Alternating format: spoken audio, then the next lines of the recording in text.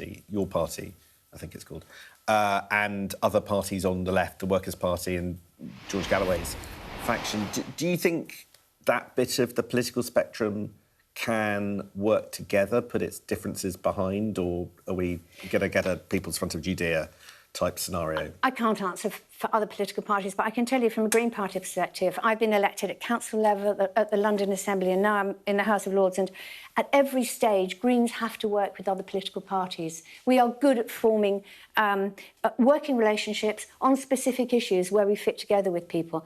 I don't know what's going to happen to your party and groups like that, but I do know that the Green Party is capable of working with others, and well, I look forward to us running a country sometime. Bit ambitious, do you think? I haven't even won this by-election.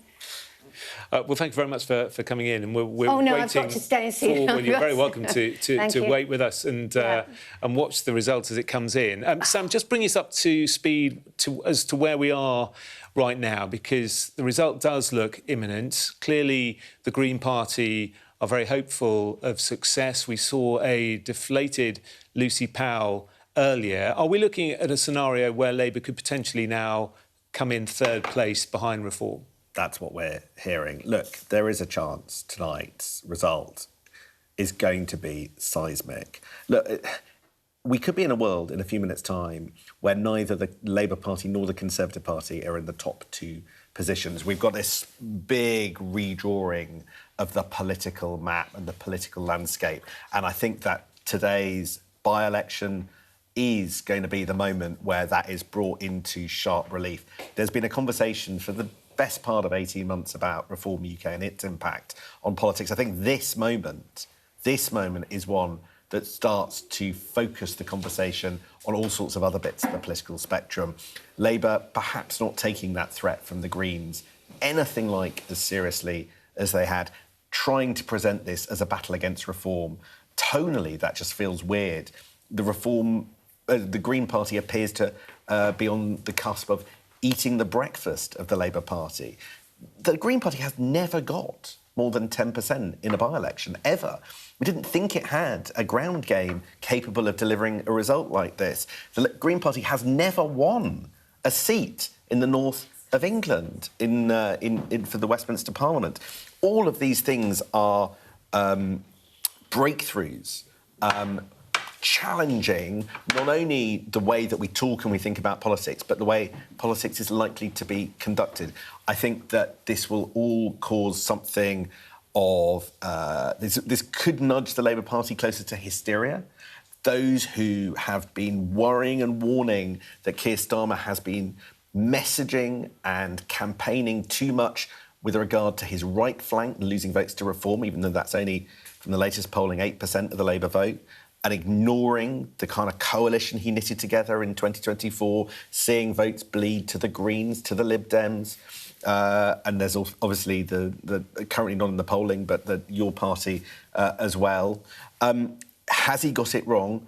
Or is an idea that let Labour be Labour, let Keir be Keir, in some way borrow more, loosen immigration policy, play to Labour heartland, actually just ends up turning off a large bedrock of the British party? These are not easy questions. These are not easy answers. But the question for Labour is Keir Starmer a man who got the answers to those very, very fundamentally difficult questions? Keir Starmer is proud of the fact he's not a career politician, almost suggesting that politics is in some way a dirty business. Well, the problem is it is only politics that is going to get you to thread the thread through the eye of the needle in a situation like this. Knit together different coalitions that you need to put together to win elections. Look, this by-election is stunning on so many different levels, but visually, think of that map that we've had all night of this constituency. That shows you different bits of the Labour coalition visually, with that western half of Gorton and Denton being younger, with a much higher ethnic minority population, the eastern part being much older, with the sort of white working class population. Previously, the Labour brand was able to knit those two sides of the coalition together, and that a Labour MP and a Labour Prime Minister or leader was able to bridge the gap between the two sides of that of those communities in the country and in this constituency, an unusual constituency in particular. But that hasn't happened, it seems. Something has cracked, something has broken, and as far as we can tell, the Green Party has done well on both halves of the map, the white working class element and in the South Asian-dominated, younger part of the community. What is going wrong, and how does Keir Starmer provide an answer? A man who seems to be dragged, because he doesn't have this politics about which occasionally some feel he's a little bit disdainful, seems to be dragged by whichever advisor is in number 10.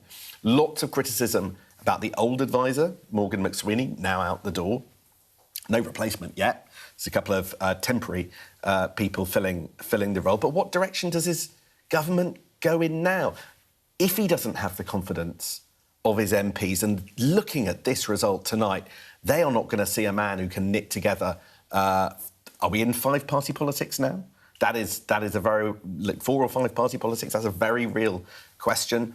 Is he a man who is the answer to the question of the age, or is he somebody who just, when we see the whites of his eyes tomorrow, and I think he might duck out of Scottish Labour conference later today, which has taken place with Anas Sarwar, who is, of course, the most high-profile person to call for him to do. But when eventually, wherever he turns up in the country, and we look in the whites of his eyes, do we see a politician with the confidence and the conviction for where he's going to take his party next?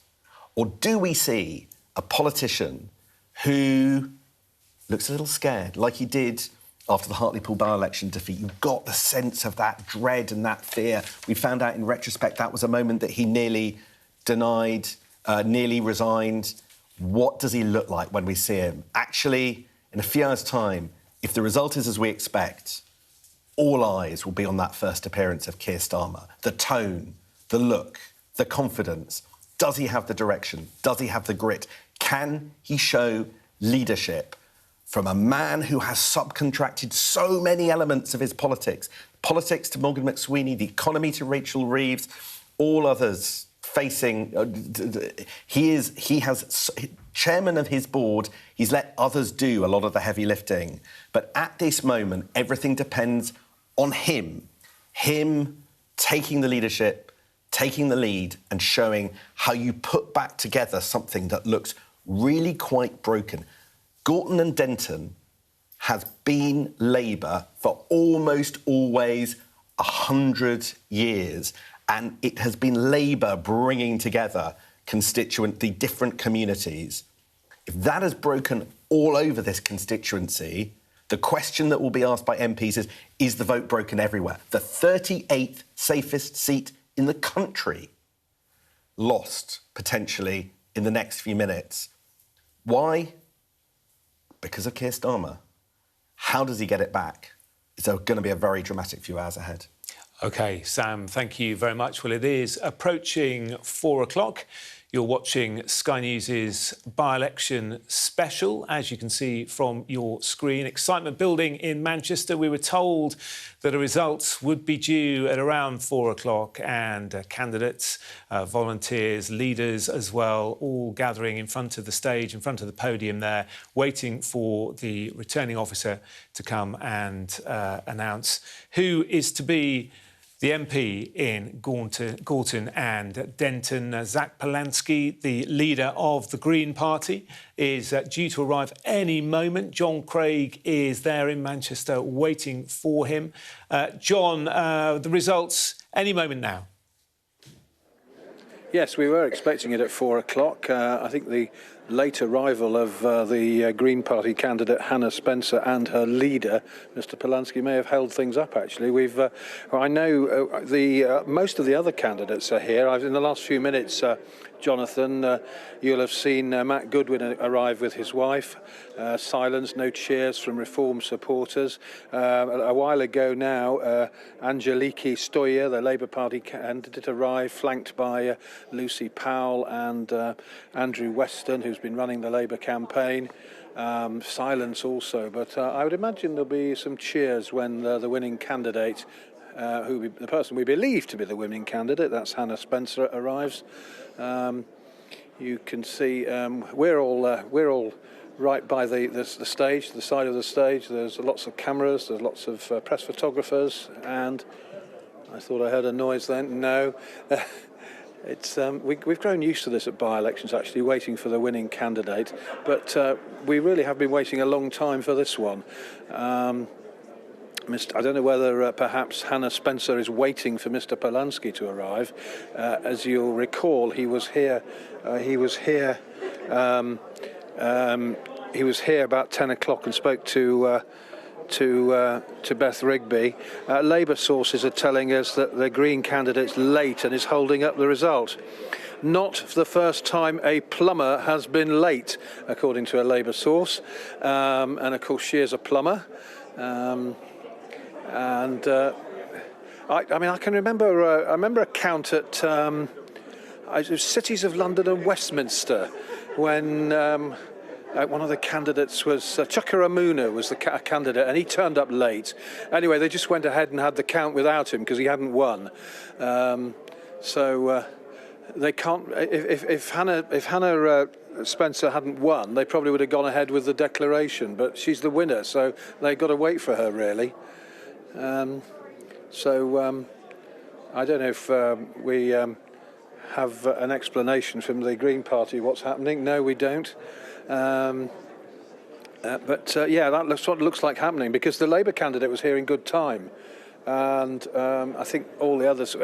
the most recent one we saw arrive was Matt Goodwin from Reform UK.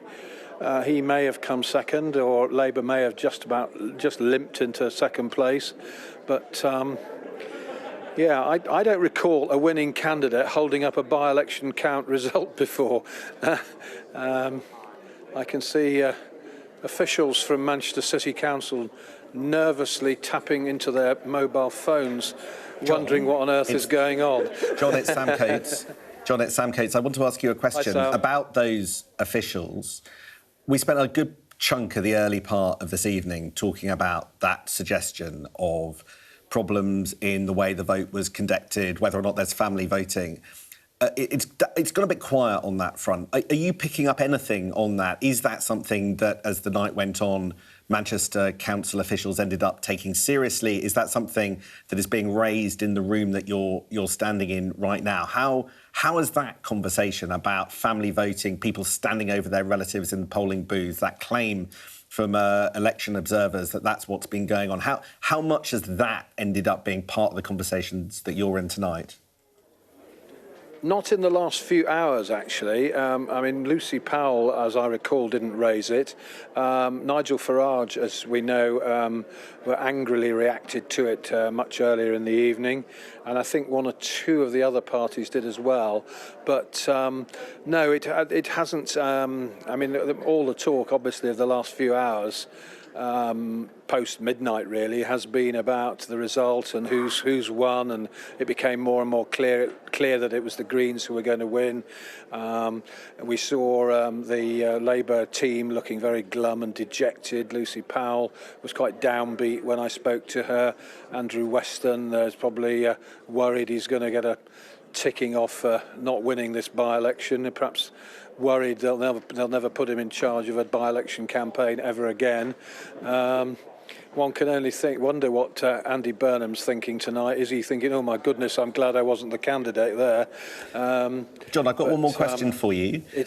About half an hour ago, I was getting messages from Reform UK saying, hang on a moment, everybody's saying the Greens has won. Actually, it's a lot closer than you might think, because we're very competitive in both bits of the constituency. I'm just interested to know, do you think that was Reform UK just chancing their arm and that they've never really been in with a shout in this constituency, or, a little bit of attempt to get back in the conversation? Or has the vibe in your room ever been suggesting that Reform could actually pip the Greens to the post? not for the last few hours. I mean, I think it's unfair to say that they are obviously in contention, and I think that there is a feeling that they've come second here. We don't know yet what the size of, assuming it is a Green victory, what the size of their majorities is. There's no suggestion here of any recount, which we saw at Runcorn and Helsby, where I don't like to worry you, but the result at Runcorn and Helsby was about 6 a.m. And Hartlepool, of course, was after 7 a.m. No, as far as we know, we're all ready to go here with the results being the declaration of the result, and all the talk here in the last few hours really has been of Labour, not recriminations as such, but Labour soul-searching, really. I mean, I thought that Lucy Powell was very candid in her answers, all but conceding defeat. When Mr Goodwin, the Reform UK candidate, arrived, he didn't look like a winner, I have to say. He arrived just a few minutes ago. I'm told that we are about to see Hannah Spencer and Mr Perlansky. We might ask them why they're so late, but perhaps that would be churlish, given that we expect them to win. We've been standing waiting, as you can see. We're looking at a white wall here, have been for a few minutes. There is a huge crowd, I can tell you, of people waiting for this moment. We're just panning the camera around now. You can see all the press photographers at the front there. You can see, John, as well. I've got a fact for you, John. I know how much of a fan you are of historical by-election trivia. But clearly this by-election has generated a huge amount of interest. And one of the fascinating things is just how many people have turned out. The turnout is very high. It's almost the same as the general election. So here's my fact for you. Yeah. The last time a by-election turnout got this close to the general election turnout was Rosie Barnes, SDP, in Greenwich in February 1987. Were you there? Funnily enough, I lived in that constituency. So, yeah, I know all about that one. It was when David Owen was leader of the SDP. Yeah, I mean, right at the beginning of the evening here, Labour said they thought the turnout would be about the same as the general election, and that proved to be absolutely correct. But I think it's imminent now, any second now, coming round the corner. As you can see a lady there, that's a photographer. We've never had to wait so long for a winning candidate. But, yeah, I mean, it has delayed. The returning officer at the start of the evening promised us a declaration at 4 o'clock, and it's now 10 past. Yeah, Rosie Barnes, yes. That was, of course, in the heady days of the SDP. And David Owen. I remember it well. John, can I'm trying to think where I was working at the time. John, it's Sam. I want to just ask you about the mood of Labour in the room. My sources for weeks have been predicting a Labour victory. Do you think that the results that they have walked into post 10 o'clock have come to them as a shock? How have you weighed up in your private conversations with them as you look at their faces? Is the result that they are now facing a surprise, do you think? Yes, I think that they were expecting certainly to be strongly in contention, if not win the seat. I mean, when I asked one of their top team right at the beginning of the evening who's going to win, I was greeted by a four-letter word and told that they didn't know. I mean, it reminds me to a certain extent of the Bradford West election. We've talked a bit about George Galloway this evening. I remember that one. That was one Labour thought they were going to win. And it's quite similar to here. And then halfway through the evening, it became clear that George Galloway was going to win. And, of course, George Galloway fought a very similar sort of pro-Gaza, pro-Palestine campaign as the Greens have fought here. And so, clearly, there are votes in campaigning for pro-Palestine, pro-Gaza. And we talked earlier in the evening about a Green Party leaflet in Urdu. You know from being up here, Sam, that some of the people you spoke to said they were voting for Green because of Gaza and Palestine. So, excuse me, Labour have obviously lost votes in the amongst the Asian community because of Keir Starmer's perceived policy on Israel and Palestine and so on. I mean, I think the thing that will be concerning Labour is, they've lost votes in the South Asian community, but they've lost votes all over the place. This is a smorgasbord of a constituency with two very different types of former, as it seems, Labour voter.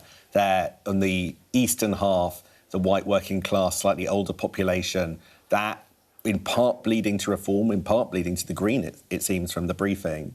And then in the western half, that South Asian community, rock solid for Labour for so many years. And MPs for that area, not only Andrew Gwynne, but in parts of the constituency, even, I believe, Gerald Kaufman, going back a bit further. You've just got a history of Labour figures being able to bring together those two sides of a coalition. Now Labour apparently seeming to lose both of them, and that's the big challenge for Keir Starmer. Here we go, Sam. Here we go, Sam. And an embrace for Hannah Spencer. There's Mr. Polanski grinning. How does it feel? First by-election victory for the Green Party. We're not going to be taking any questions right now. He wants to give an answer. How does it feel to win your first by-election? See, even the Green Party has spin doctors these days. So there is Mr. Polanski following Hannah Spencer, making their way. And, well, I tried to ask a couple of questions there, but Mr. Polanski seemed quite willing to have a chat, actually. Perhaps catch up with him. We are going to have plenty of time for interviews and questions later. We really appreciate just a little bit of space right now, if that's all right. How come you're so late? We're not late. You are late. Have the results been announced? Oh, no, not yet. We've been waiting for you.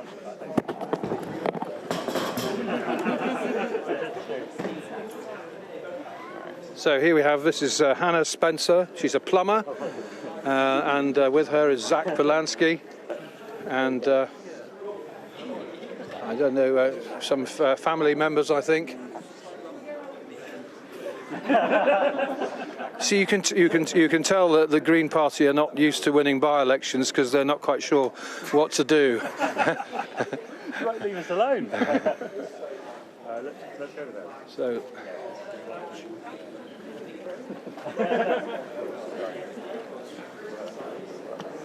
Sorry, folks, we are going to have to squeeze through. Down on. So in the great traditions of parliamentary by-elections, we're in a scrum. First time with the Green Party.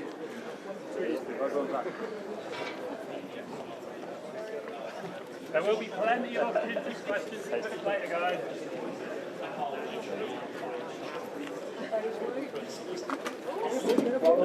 That was going to happen.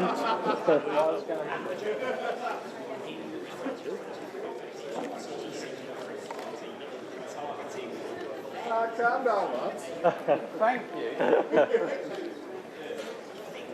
So, John, tell us when you first got the inkling in the hall that this was looking very good for the Greens.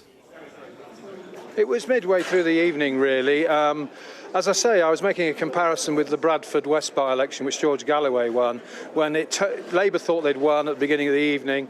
I'm not sure Labour were particularly confident here, but they knew they were in contention. And it became clear midway through the evening that the Greens were in the ascendancy. We saw some of the voting numbers, and the Greens, obviously, to be fair, the Greens have been confident for the past 24 hours they were going to win here. They haven't really wavered from that at all. And you can just about see Mr. Polanski chatting to his victorious candidate. He has promised that he will speak to us after the results. So what will happen now is that at some point they will all go onto the platform, and there'll be a speech from the winner, obviously, and then there will be some interviews. But at the moment, as you can see, it's all fairly chaotic. It looks as though Mr. Polanski and his candidate Hannah Spencer are having a bit of a chat. I don't think they're giving interviews. I think they're wondering what to do next. Any sign of the returning officer, John? Hannah Spencer. I can't see the returning officer. I don't know where he is. In fact, I don't think we've seen the returning officer. There's a gentleman from the council. Excuse me, where's the returning officer? Where is the returning officer? Sorry? Where's the returning officer? Well, presumably waiting for... Oh, he's waiting. The returning officer is waiting for the Green party candidate to be ready to go and hear about her result. I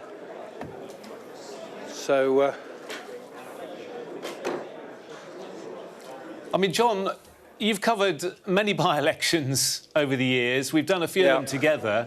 I mean, this all seems fairly chaotic. This certainly isn't usual, is it? Yes. No, certainly not. And I'm surprised that the returning officer hasn't made an announcement to say, would the candidates please come up to the podium?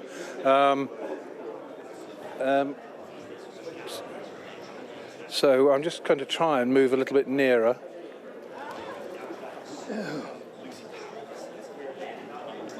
And what's... Ladies and gentlemen, attention please. Right on cue. Candidates and agents only, please, to the secure area to my left where I'm pointing to hear the provisional declaration of results. So candidates and agents only, thank you. There we go. Smack of firm government from Mr. Returning Officer. He's called them to order. So after 10 minutes or so of absolute chaos, I think we are about to get the declaration. And here comes Hannah Spencer. Congratulations. You're always pretty confident you're going to win, weren't you? Absolutely marvellous. Marvellous. Well done. What's it like to win your first by-election for this party? I'm going to be doing hours of interviews in the next few hours, so I'll chat to you then. We look forward to that. Thank you.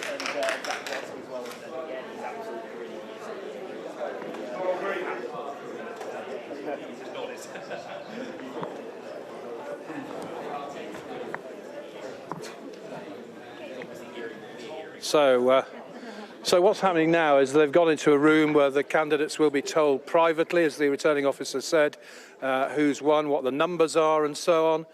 And then you can see the podium there where Mr. Stannard is the returning officer. He's the chief executive of Manchester City Council.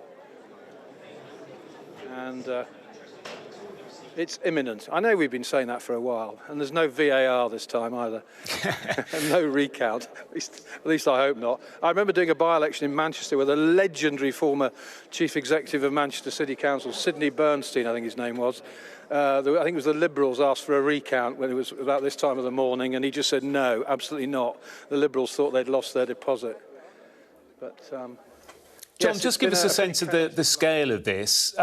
The first time the Green Party have ever won a parliamentary by-election, and they've stood in more than 80, I think, haven't they, over the years, and never posed a threat.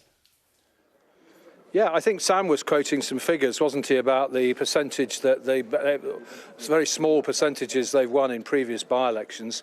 Clearly what has happened here is a coalition of the left has combined to help the Green Party. We know, first of all, Mr. Galloway decided that his party were not going to stand, and then there was help from Jeremy Corbyn and his supporters. Mr. Corbyn, I'm told, was here on Saturday campaigning for the Green Party candidate. And people from George Galloway's party, I think, have been helping the campaign as well. And, of course, between the coalition of the left, if you like, have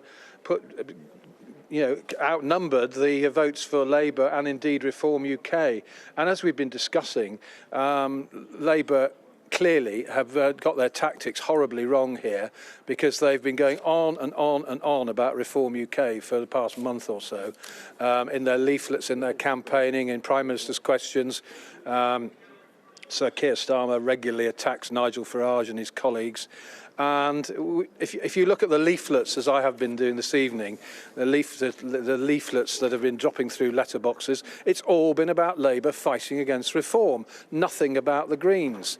And so you could argue that by their bad tactics, the Labour Party have allowed the Greens to win this, but well, I wouldn't say unopposed, but without proper scrutiny and without being attacked by the Labour Party. So clearly there's going to have to be a big rethink by the Labour Party. They're clearly vulnerable to a left-wing party like the Greens.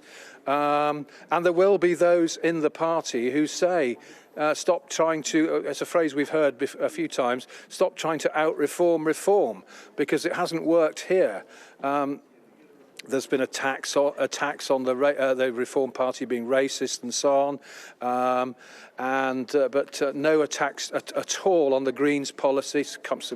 Some would say controversial policies on immigration, on drugs, on the police and so on. But they've been unchallenged, certainly by Labour, and that's why we've got the result we've got. I have to say, I thought that Hannah Spencer looked a little bit bemused a few moments ago, not used to this sort of thing, obviously. And of course, the Green Party don't have experienced party officials who are used to managing by-elections and election counts and so on. Because, as I say, you just said it's 80. They've stood in 80 by-elections. Well, played 80, won 1. But they will enjoy this triumph. I think they've got a lot of celebrations planned for the rest of the night, and indeed tomorrow. There'll be, as ever, with a by-election victory, a victory lap, celebrations with their supporters. And of course, meanwhile, the inquests for the other parties will begin. Nigel Farage, right at the beginning of the evening, did seize upon the claims that about family voting, which monitors of the election had reported just after 10 o'clock. He said he'd been raising, I spoke to him, he said he'd been raising this for 15 years. He talked about a by-election in Oldham going back to about 2015 when a Labour MP, Phil Woolas, was disqualified, and there was a by-election following that. And it's something that Mr Farage has indeed campaigned on. Now, the council got rather irate with the people who were claiming that making the claims about family voting, saying, why didn't you raise this during the day instead of waiting till after 10 o'clock? That prompted them to say, well, actually we did. So that's a dispute between the monitors and indeed Manchester City Council. But as I was saying to Sam a short time ago, as the evening's worn on, we've heard less about that and more about the numbers and the voting and reasons why perhaps Labour have lost. We heard at length from Lucy Powell. I'm just hearing now that Matt Goodwin has spoken following what we believe is the result. Matt Goodwin has said, I don't think the progressives beat us. I think the progressives were told how to vote. I think what you saw was a coalition of Islamists and woke progressives that came together to dominate the constituency. Many people in this constituency will look at Gorton and Denton and be appalled. Well, he's not being magnanimous and congratulating the victor. So that's Mr. Goodwin. But then those who've read a lot of what he's had to say and a lot of his broadcasts recently will be quite used to his outspoken views. So he's given a verdict on what's happened here. We haven't heard from the Labour candidate. That's Angeliki Stogia. She is a local councillor, quite experienced, but she's obviously fallen short here. And it's worth remembering, of course, going back to the beginning of this by-election campaign, that Andy Burnham was blocked by a committee of the National Executive of the Labour Party. Lucy Powell was the one person who voted to allow him to stand. 8 others, including Sir Keir Starmer, voted to block Mr Burnham. Now, Mr Burnham has been pretty active supporting Labour during this campaign. He was even out campaigning today, but that hasn't helped Labour win. Sky News spoke to a few voters, some voters during the campaign, who asked if Mr Burnham had been the candidate, would we be more likely to vote Labour? And the answer was a pretty resounding yes. So there will be an inquest, obviously, among other things, about the wisdom of blocking Mr Burnham. But of course, that decision was taken really to protect Sir Keir from the possibility, or the probability, if you like, of a leadership challenge by Andy Burnham, King of the North, who is much more popular than Sir Keir. The polls for Sir Keir are terrible at the moment. A few weeks ago, he faced calls from Labour's leader in Scotland, Anna Sarwar, to stand down. This weekend coming, it's the Scottish Labour Party conference. Now, we thought at one point that Sir Keir was actually going to go to that, but the latest we hear is he's not going, presumably told by Mr Sarwar to stay away. So, no news from the little room. I wish I could bring you some news. I'm sure Sam's got some more questions for me. I certainly have, John. When you look at Labour, has there been any ability to look at the various voting bundles to see where Labour has done well, or at least better? Sam, here's sorry the. to interrupt. Here we go. Returning officers on the platform. We're about to get the declaration.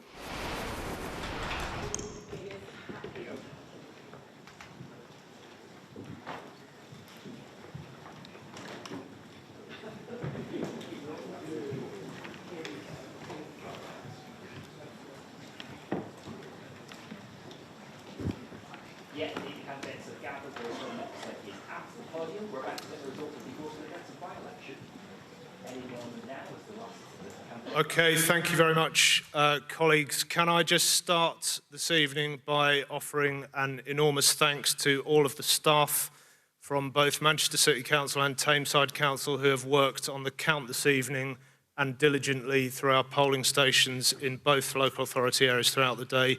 You are the heroes of local democracy, and we thank you very much for all of your efforts and your accuracy in the count.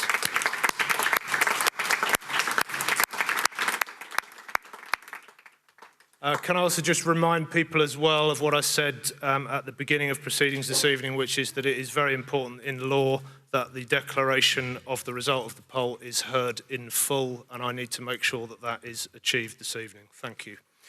So for the UK parliamentary by-election held on the 26th of February 2026, this is the declaration of the result of the poll. I, Tom Stannard, the acting returning officer for the Gorton and Denton constituency, give notice that the total number of votes cast for each candidate was as follows. Jones, Sean, Ian, Alec, the official Monster Raving Looney Party, 159.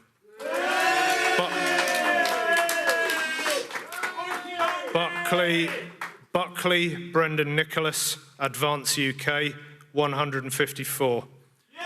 Cadden, Charlotte Ann, Conservative Party candidate, 706.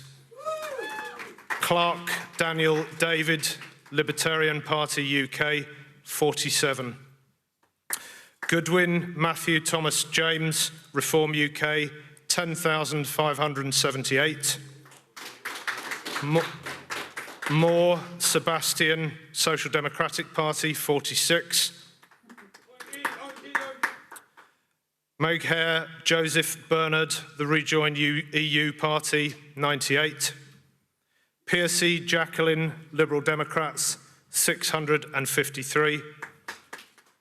Spencer, Hannah Catherine, the Green Party, 14,980.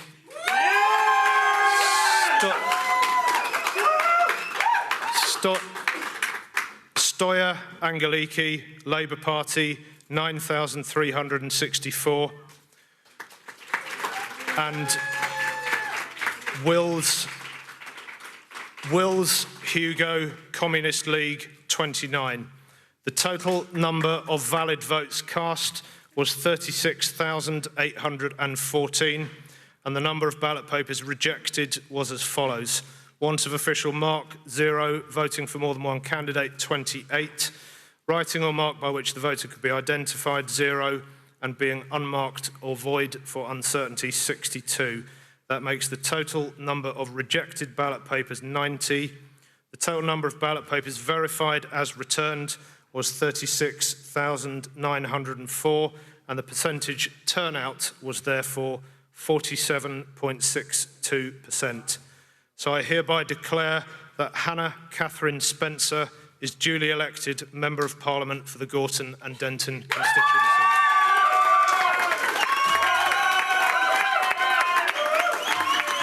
So there we have it, the results of the Gorton and Denton by-election. The Green Party win. Let's listen to Hannah Spencer.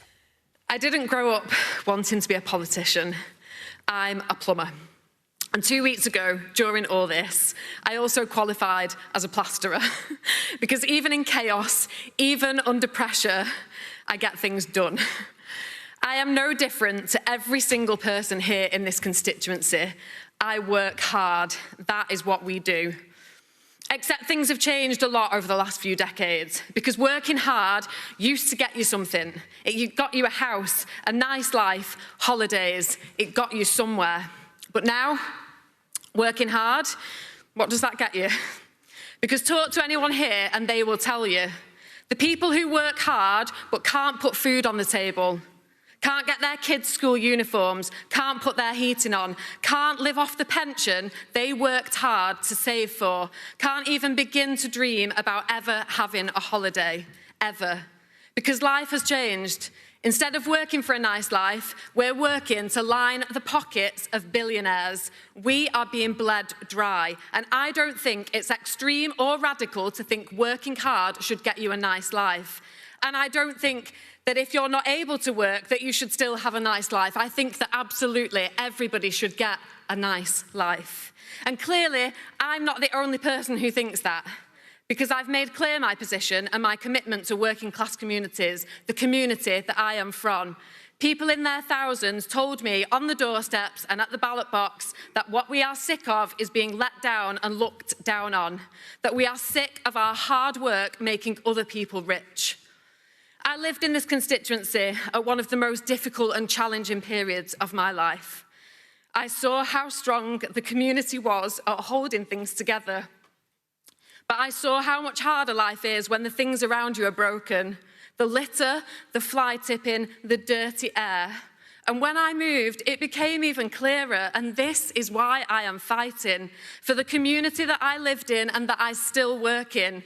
Because I absolutely refuse to accept that we should ever have to move and leave our communities for good schools, a thriving high street and clean air. And I will not accept a society where having more money gets you a longer life expectancy. And so when it came to fighting for people here to stand in this election, well, how could I not fight? Because here, this is what we do. We fight for each other in this very diverse constituency, where our struggles might not always be the same, but where we know how hard life can be, and we stick together. Whatever our beliefs, our backgrounds, our colour, or our level of education, we stick up for each other. And to those who voted for me, I know that earning your trust starts now. One vote on one night is not something I will take for granted or assume will happen again. I will earn your trust. And to those who didn't vote for me, I will always work hard for you, and I will always be honest, and I will always be decent. To our Muslim communities who this week suffered an attempted attack during Ramadan, whilst I was being welcomed by women at a mosque in Longsight, someone just down the road walked into a mosque carrying an axe. And whilst we were gathered and eating together, an act of terror could easily have taken place. And I can't and won't accept this victory tonight without calling out the politicians and divisive figures who constantly scapegoat and blame our communities for all the problems in society. My Muslim friends and neighbours are just like me, human. And of course, to our white working class communities, the background that I have become so proud to be from, we know how it feels to be looked down on, maybe because we didn't do well at school, maybe because we do dirty manual jobs, because we are shut out of places we should be in, To people here in Gorton and Denton who feel left behind and isolated, I see you and I will fight for you. Because whilst our communities may sometimes be labelled in different ways, the thing everyone seems to have underestimated here, especially over the last few weeks, is how similar we all actually are. How we have common ground, how we get along, how we stand up for each other. The cracks that were starting to show can be healed, and I believe that it is through offering people hope and a chance to do things differently and do things better. Now, to my customers, I'm sorry, but I think I might have to cancel the work that you had booked in because I'm heading to Parliament. And when I get there, I will make space for everyone doing jobs like mine. We will finally get a seat at the table. And to Layla, the little girl who I had the pleasure of meeting and holding this week. I promised you I would try and improve the world that you are growing up in. I told you that I am not perfect, but that I always try my best. I always try and do the right thing. Now, something exciting is definitely happening, and I invite you all to be part of it. Come and join the Green Party so that we can spread hope and win everywhere across the country. Our strength will grow as more and more of us come together. We have shown that we don't have to accept being turned against each other. We can demand better without hating each other. We can do that together. We ran a hopeful campaign backed by thousands of volunteers and activists. We defeated the parties of billionaire donors. We have shown that we don't have to accept being turned against each other at all. And we did this with the people who live here, side by side, shoulder to shoulder, just as we have always done in this constituency and in the whole of Greater Manchester. Because this is Manchester, and we do things differently here. Thank you so, so much to everybody. Thank you.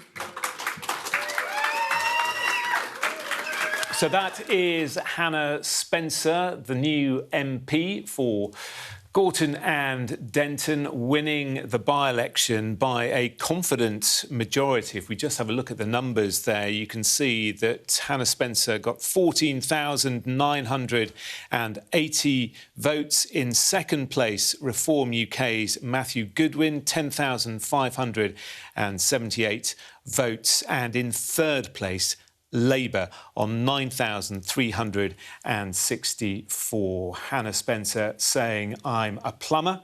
I've just qualified as a plasterer. But she said that working hard used to get you something.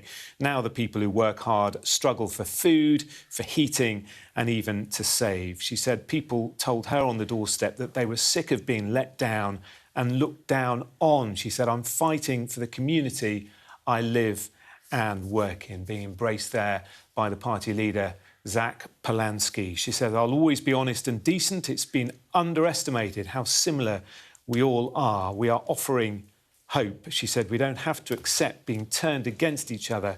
Here we stood side by side. And she apologised to her customers. She is a plumber, as I say, that she won't be able to carry out work that's booked in because she's heading to Westminster. John, I thought she was very emotional as she gave that speech, and it really is a sign of real momentum now, isn't it, in the Green Party? Taking a gulp of water after that speech. We do things differently in Manchester, I think she said at the end.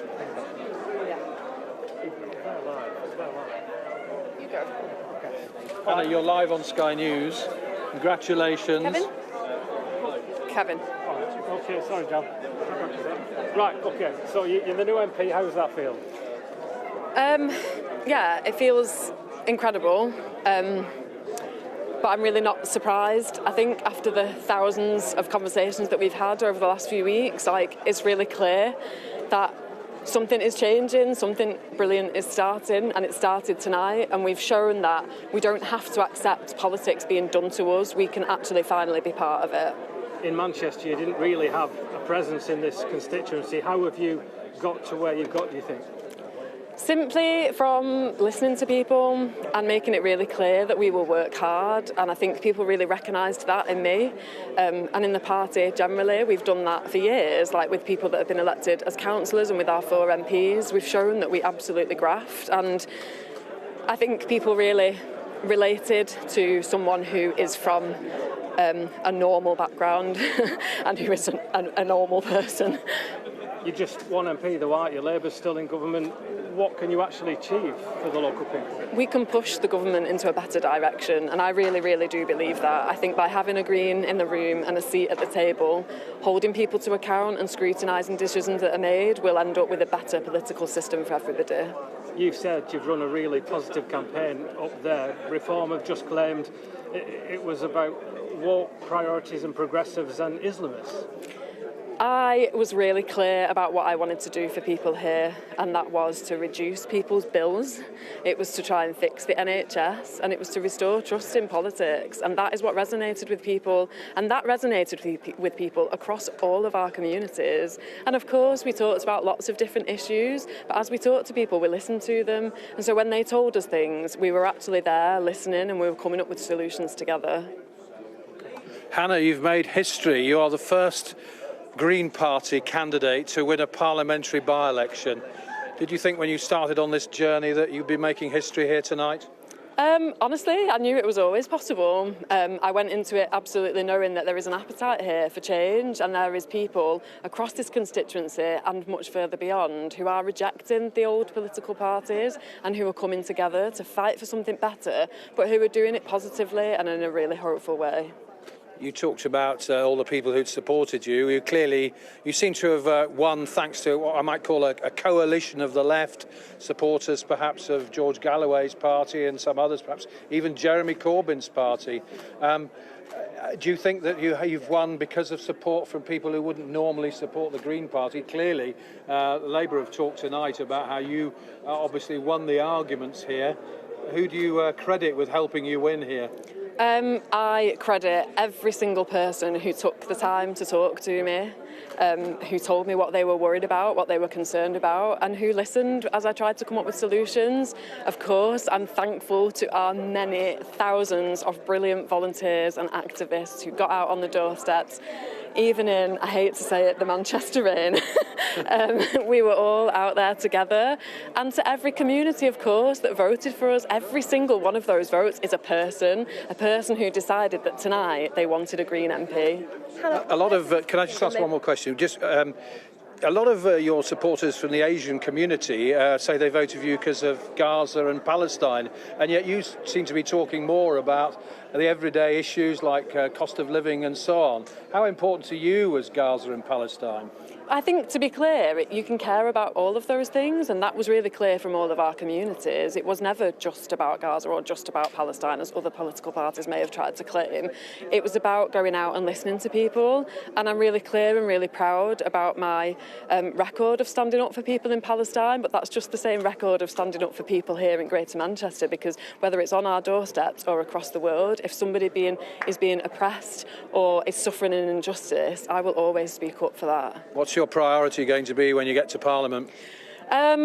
I have a lot that I want to achieve. I think we can have really meaningful change here. We can address lots of things on the streets like litter, fly tipping, but also the NHS, the cost of living, bringing people's bills down. But I really want to earn people's trust in politics and politicians, and I really, really want to encourage more people from backgrounds like mine to get into a system that I know has always shut us out, because it's going to be people like me that line those benches and finally get a say in how decisions are made. More plumbers in Parliament. To learn about politics. There you go. There we have Hannah Spencer talking to Sky News. In a moment, we hope to speak to who is it? Oh, Matt Good. Matt, you're disappointed you didn't win? No, actually, very, very proud of our result. You came second. Yes, it's Labour's backyard. Oh, yeah. Did you? I don't know if you heard that. That was Matt Goodwin, the Reform UK candidate, said he was proud of coming second. He said he beat Labour in Labour's backyard. So I must admit he didn't look too despondent, Mr Goodwin. But there we go. We're hoping to speak to Mr. I don't know where Zach Polanski is at the moment. Has he left the hall? my colleague Josh Gaffson says he's left the hall. Well, we did speak to Mr. Polanski earlier on. A very down-to-earth victory speech by Hannah Spencer, and also talking about issues like fly tipping, she mentioned. In her victory speech, she talked about, I get things done, she began by saying. And I suppose she talked, as she might, as someone who's seen as a left-wing candidate, to talk about lining the pockets of billionaires, fly tipping dirty and dirty rivers, I think she said. And she said she's hoping to make an impact. She becomes the 5th Green Party MP in Parliament after they won 4 at the general election. For many years, there was just one Green Party in the House of Commons, Caroline Lucas. Well, now there are going to be 5. And so this is a historic win for the Green Party. Their first by-election success, and a terrible night for Labour, coming 3rd. Just to recap, I mean, Hannah Spencer won by about, what, 4,500 almost, and also, and it was Matt Goodwin second. He got about 10,500. Hannah got nearly 15,000. Matt Goodwin 10,500. Labour in third, 9,364. I can bring you a reaction from the Labour Party. Anna Turley, this is the Labour Party chair, has said this result's clearly disappointing. By-elections are normally difficult for the party of government. This election was no different. She says, we've had thousands of conversations in the last few weeks. We know the majority of voters here did not want the poisonous politics of Nigel Farage and reform. Well, that's something Lucy Powell was saying to us a short time ago. We'll continue to deliver a programme for government that tackles the cost of living crisis families are facing, creates opportunities for young people and invests in our public services. The politics of anger and easy answers offered by the Greens and Reform won't deliver this. So first mention of the Greens there, the politics of anger. I assume she means, I don't know whether she means anger of the Reform Party and the easy answers of the Greens. Not sure about that. We will move forward with relentless focus on delivering the renewal communities across Britain wants to see. So there we have a reaction from Labour, similar to what we heard from Lucy Powell. And I'm going to hand back to you, Jonathan, now. I'm sorry that was all a bit chaotic, but it was chaotic, I'm afraid, partly because I think the Green Party are not used to dealing with by-election counts. But anyway, as you were saying, quite an emotional speech. And I would say she's a bit different from the sort of people who normally win by-elections or become members of Parliament, but we'll see. She seems very down-to-earth, plumbers, more plumbers in Parliament, I don't know. But there aren't actually, I mean, you think about it, Parliament's full of lawyers, barristers, business people and so on. I assume she'll become the first plumber in the House of Commons, but we'll see. OK, John, it was rather chaotic, but you guided us through it all expertly. Thank you very much. So the breaking news this hour is that Hannah Spencer for the Green Party is the new MP for Gorton and Denton. She said that she spoke to people on the doorstep and they wanted to reduce their bills, to fix the NHS, to bring back trust in politics. She said that she had been listening to them, and that is why she has won tonight. We can see Deputy Political Editor Sam Coates waiting patiently. This is a remarkable result, isn't it? Not only for the Greens, of course, but for the Labour Party losing one of their safest seats and coming third. This is remarkable. 38th safest Labour seat gone. I want to just show you some of the data that we've got, and I want to show you what this seat did look like at the 2024 general election, what it's turned to. So I just take you back in time. Just 19 months ago, this was the political picture that we were looking at. This was the result. Now look at how these bars change. Watch this. Green out in front. 40% of the vote won by the new Green MP. Actually, it was a pretty resounding victory. A big margin over Reform UK, got 28.7% of the vote. A sniff ahead of Labour, who are in third. This is the first time since the 1980s that you haven't had the Tories or Labour in the top two parties that you can see there. So let's look at how the share changed. Here's the result, but here's the change. Look at this. what you can see, and this, bluntly, is going to be a story that really scares Labour MPs, because what you're seeing is a massive drop in the Labour vote and a commensurate rise in the Green vote. Labour voters have quite clearly gone to the Greens in this by-election. And if you repeat that all over the country, the Labour Party's in big, big trouble on its left flank, something that lots of Labour MPs have been warning about. But now we have it not just in polls, but in a by-election result as well. Let's put it in a historical context. Look at this. This is the best Green by-election performance ever. I mean, in any previous by-election, they never got more than 10%. Now, they won with 40.7% of the vote. This is the start of a new political era. We have concentrated in the first 19 months of this Parliament on the challenge from Reform UK. Now we have a new challenge as well for the Labour Party, bleeding votes to both sides. Look, this is the largest Labour majorities overturned, and you can see that it stacks up as a big one. But I just want to go back to this slide with the result. What Keir Starmer is facing now are questions about how his party could have lost so much to the Greens and what they do next. So much of this Parliament he has spent trying to appeal to voters who might bleed to Reform UK, but in the end, in this the second by-election of this Parliament, he faced a catastrophic defeat, not to his right flank, but to his left flank. What can he do about it? Is it possible to hold his voter coalition together that he put together to give him a landslide victory in 2024, or is he just bleeding on both sides? That's the dilemma here. Look, you're going to hear a lot of talk from Labour politicians over the next few hours about how governments lose by-elections when they're mid-Parliament. But the truth is that Keir Starmer won the kind of landslide that should mean this isn't happening to this degree, and it really is a stunning degree at this stage. The Green Party has never won a seat in the north of England. The Green Party was said not to have that much of a ground campaign. The Green Party had never won more than 10% in a by-election before. That, Jonathan, is why this feels like a massive moment. The blame game has begun. We'll be talking about that in a moment. But just take in those numbers, and Labour MPs will be looking at that graph in horror. They will. Sam, thank you very much. Let's bring in our panel, Nadeem Zahawi and Sonia Soda. Wow. We have a result, and what a remarkable result it is, as we've been seeing. We should reflect on the success, first of all. We'll come to the recriminations amongst Labour in a moment. How do you feel about Reform coming second?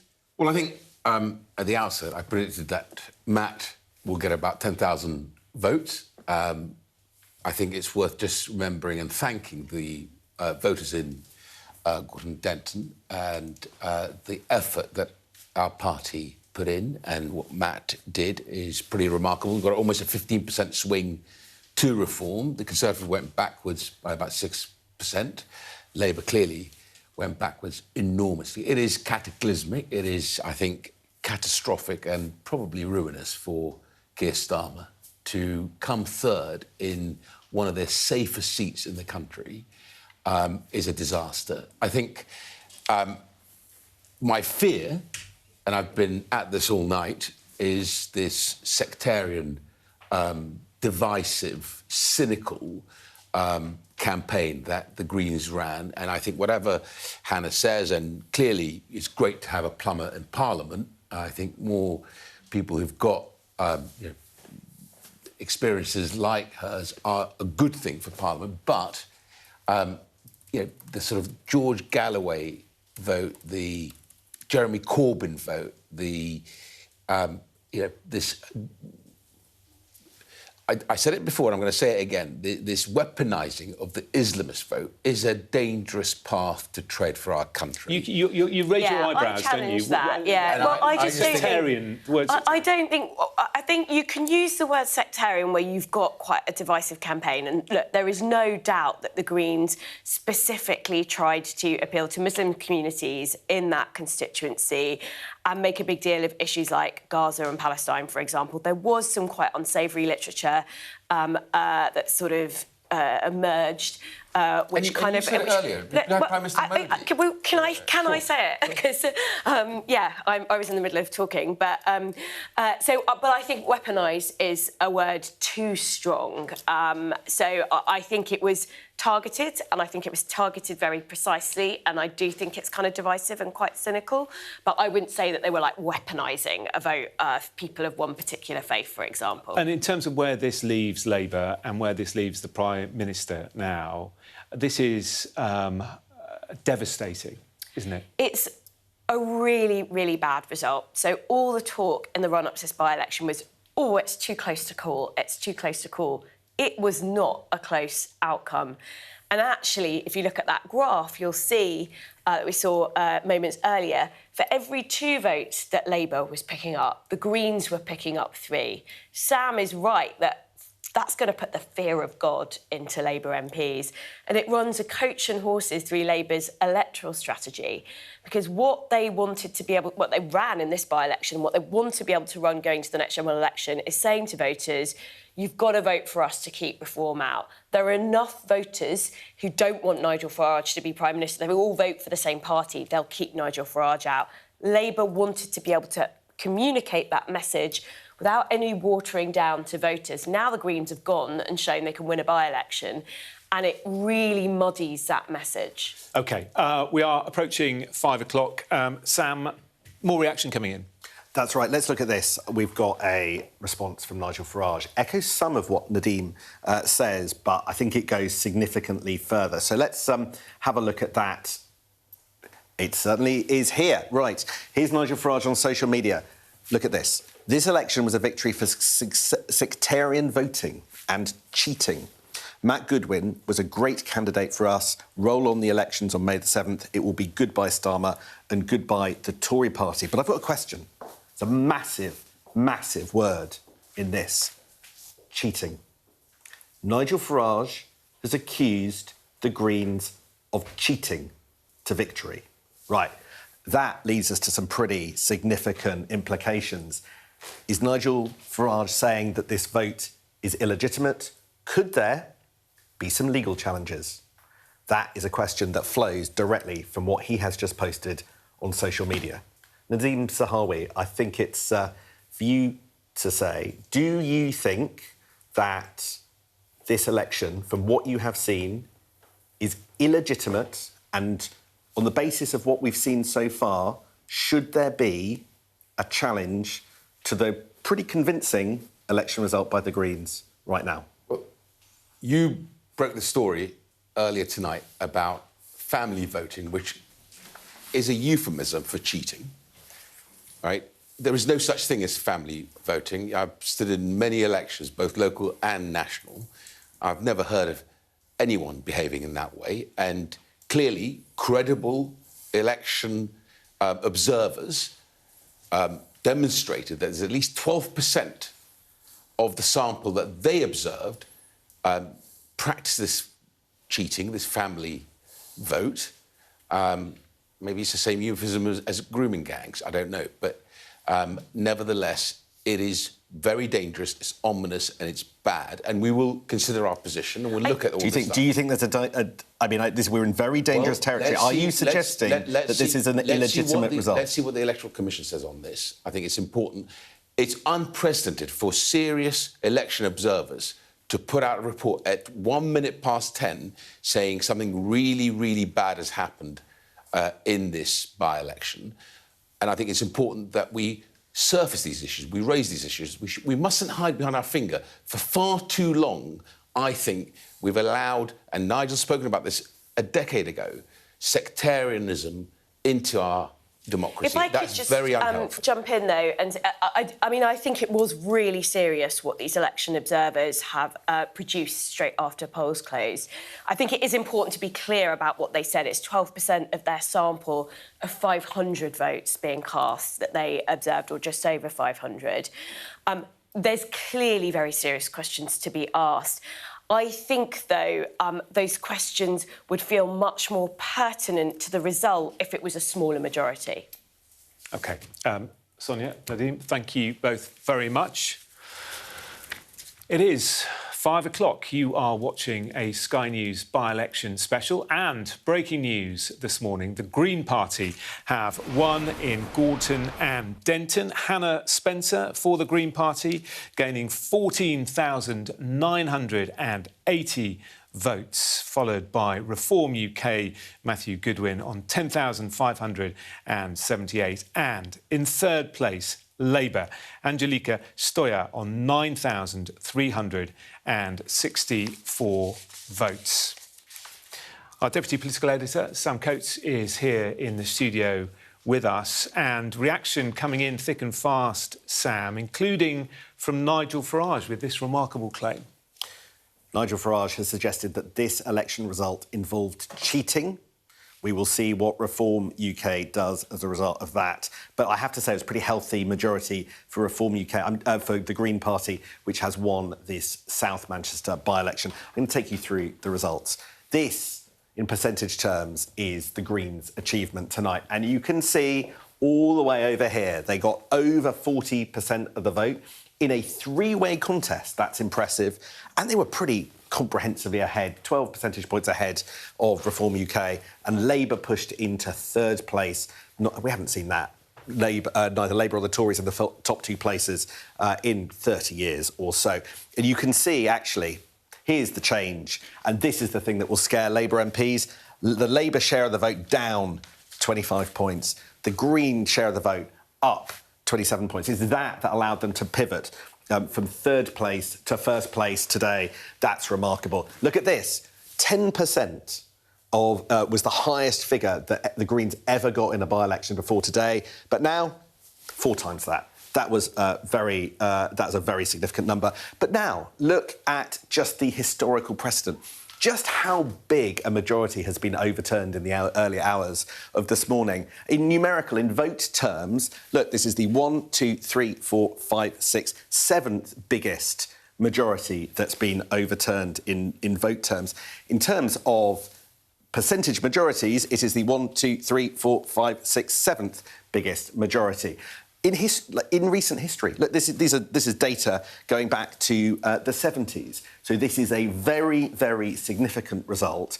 The historical comparisons show the scale of the Labour loss at the hands of a party that Keir Starmer's Labour Party has not been focusing on.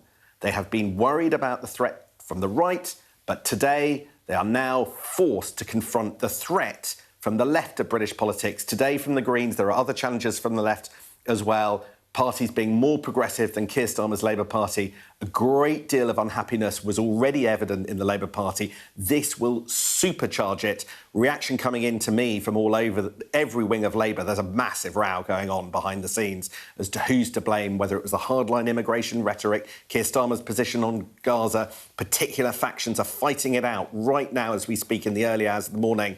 It's going to get very ugly. We're going to see Keir Starmer himself, Jonathan, later today. How is he going to nick back coalitions all over the place that he has lost and restore confidence of his own MPs who are already pretty fed up with him, keep his job? OK, Sam, for the moment, thank you very much. So we were expecting the declaration around 4 o'clock. It actually came about 20 minutes later than that. Let's have a listen to the winning moment. So I hereby declare that Hannah Catherine Spencer is duly elected Member of Parliament for the Gorton and Denton.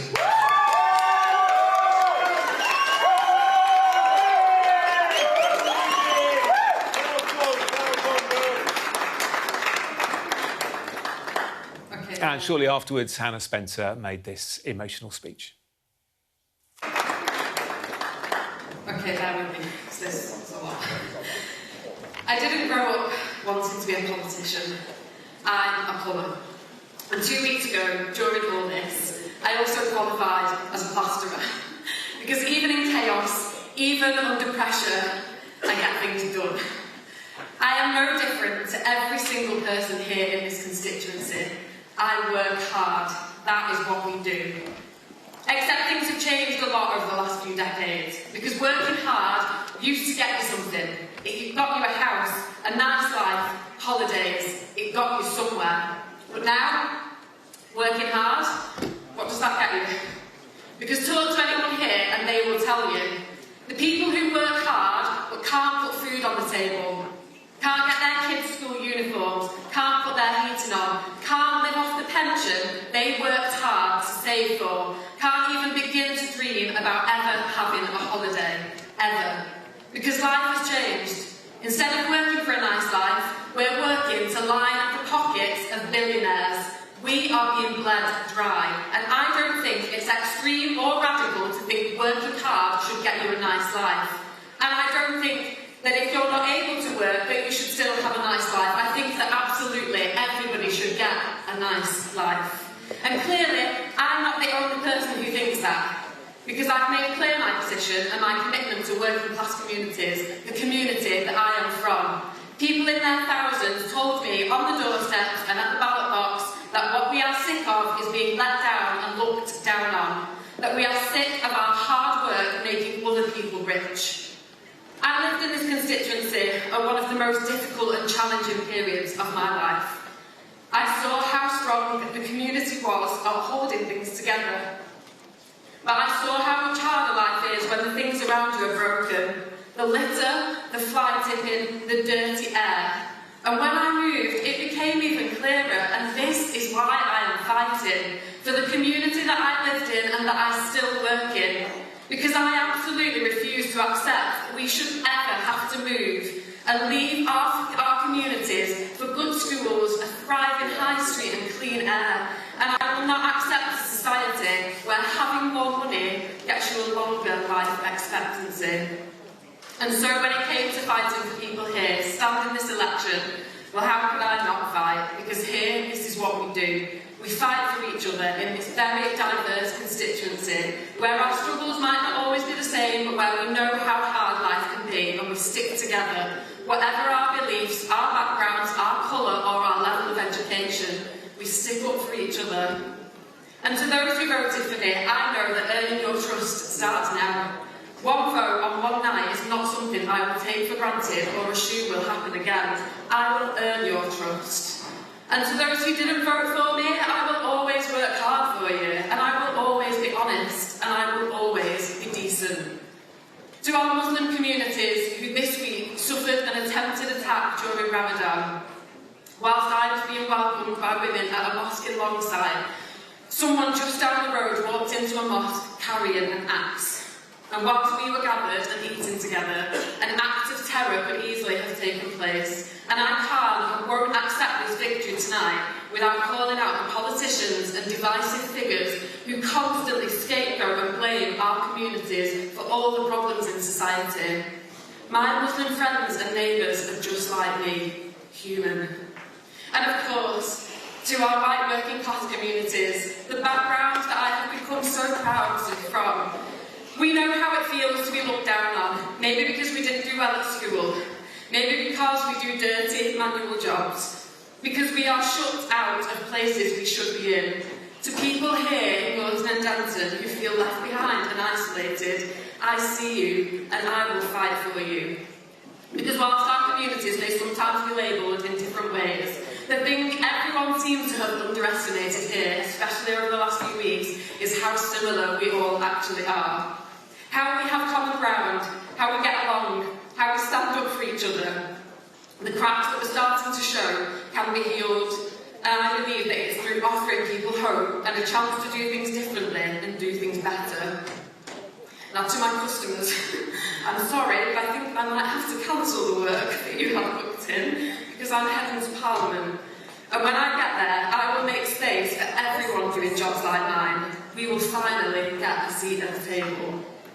And to Layla, the little girl who I had the pleasure of meeting and holding this week. I promised you I would try and improve the world that you are growing up in. I told you that I am not perfect, but that I always try my best. I always try and do the right thing. Now, something exciting is definitely happening. And I invite you all to be part of it. Come and join the Green Party so that we can spread hope and win everywhere across the country. Our strength will grow as more and more of us come together. We have shown that we don't have to accept being turned against each other. We can demand better without hating each other. We can do that together. We ran a hopeful campaign backed backed by thousands of volunteers and activists, we defeated the parties of billionaire donors.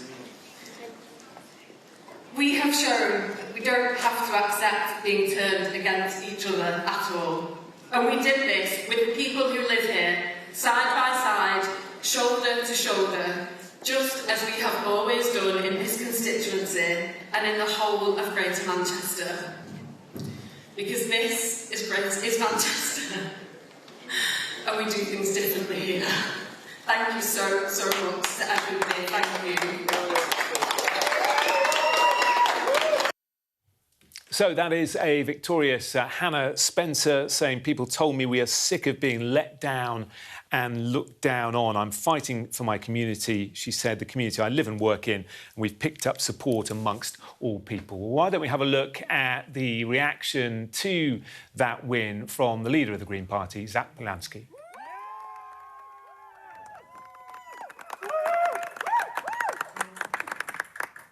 Clearly delighted at his party's first ever by-election win. Let's bring in our Deputy Political Editor, Sam Coates. So we have had reaction in the last 20 minutes or so, not only from Nigel Farage, but reaction from the Green Party to this tweet.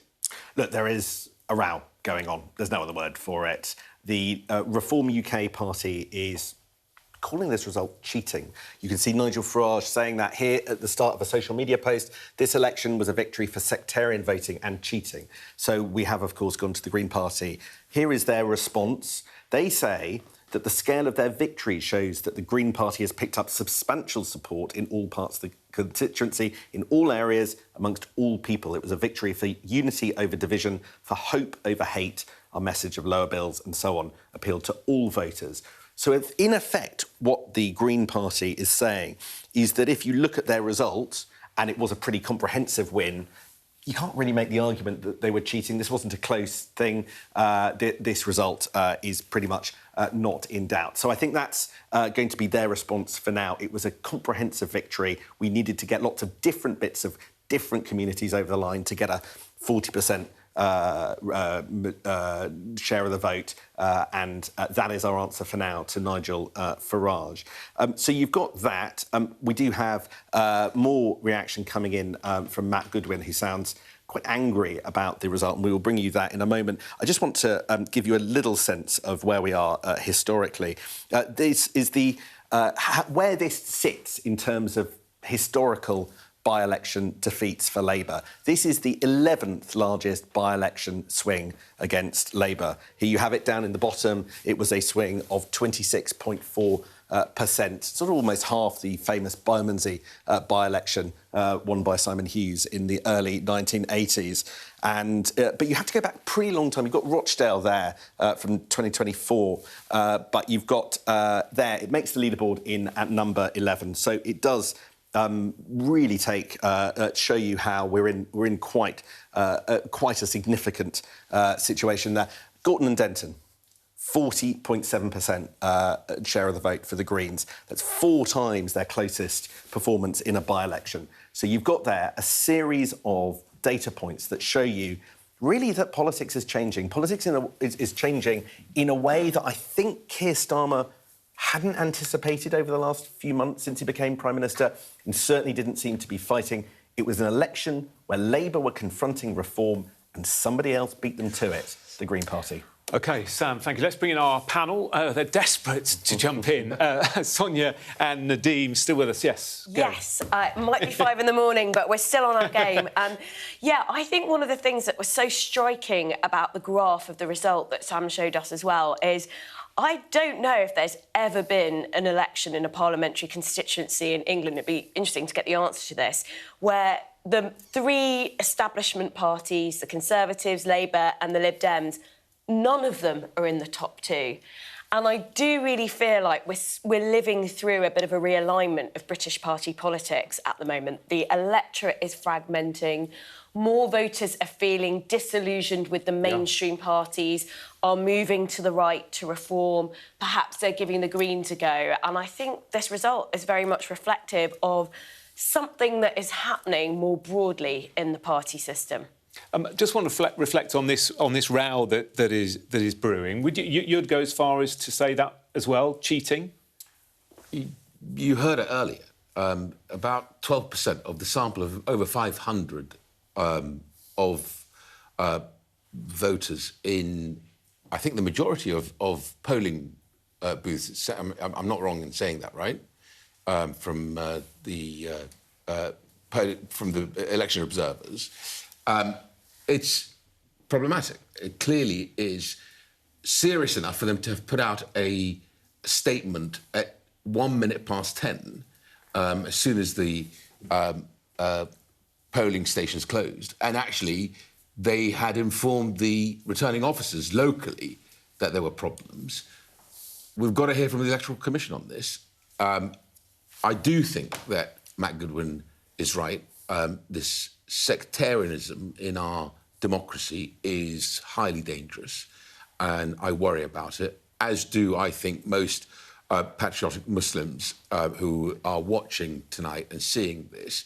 This isn't healthy, and I think, actually, in many ways, it will make a lot of people, sit up and think about how they vote. And I think Sonia's right. The mainstream parties, so-called mainstream parties, have all gone backwards, and it is now really for reform to set the agenda, to bring the country together and to win in the May elections. If you look at the past performance in local elections, reform is topping the sort of league table for local election victories, and I think you'll see that happen again in May.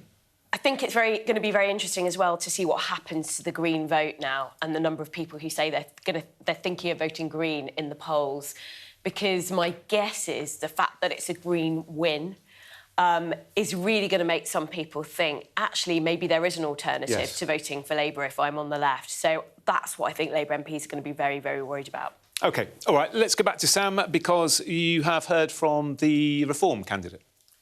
Yes, I wanted to sort of jump in the chat that we're having with Nadeem. So here is the response from Matt Goodwin, the now defeated Reform UK candidate. Let me read it. We're losing our country. A dangerous Muslim sectarianism has emerged. We have only one general election left to save Britain. Vote Reform every chance you get. I will continue the fight. I will always fight for you. I will stand at the next general election, Matt. That language is pretty inflammatory, but I've got a different question for you, Nadeem Zahawi. When I read that, I just get a sense of sour grapes. It's not very magnanimous, is it? When your opponents used imagery of Prime Minister Modi, of Steve Bannon, of, I've been saying all night, weaponising the sectarian Muslim vote, of Gaza, of everything they did was about, in many ways, pushing the Islamist agenda. That is dangerous. I tell you why it's dangerous. Not just... let me just finish this point, Sonia, please. Patriotic Muslim families, I can tell you, would feel very uncomfortable about the campaign that the Green Party ran, right?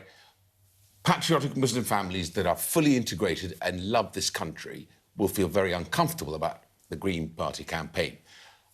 And I think you will see that play out in the local elections and ultimately in the general election in favour of us at Reform, because I think the agenda that we are talking about prosperity, controlling of borders, all these things are about bringing the country together and moving forward. If I may...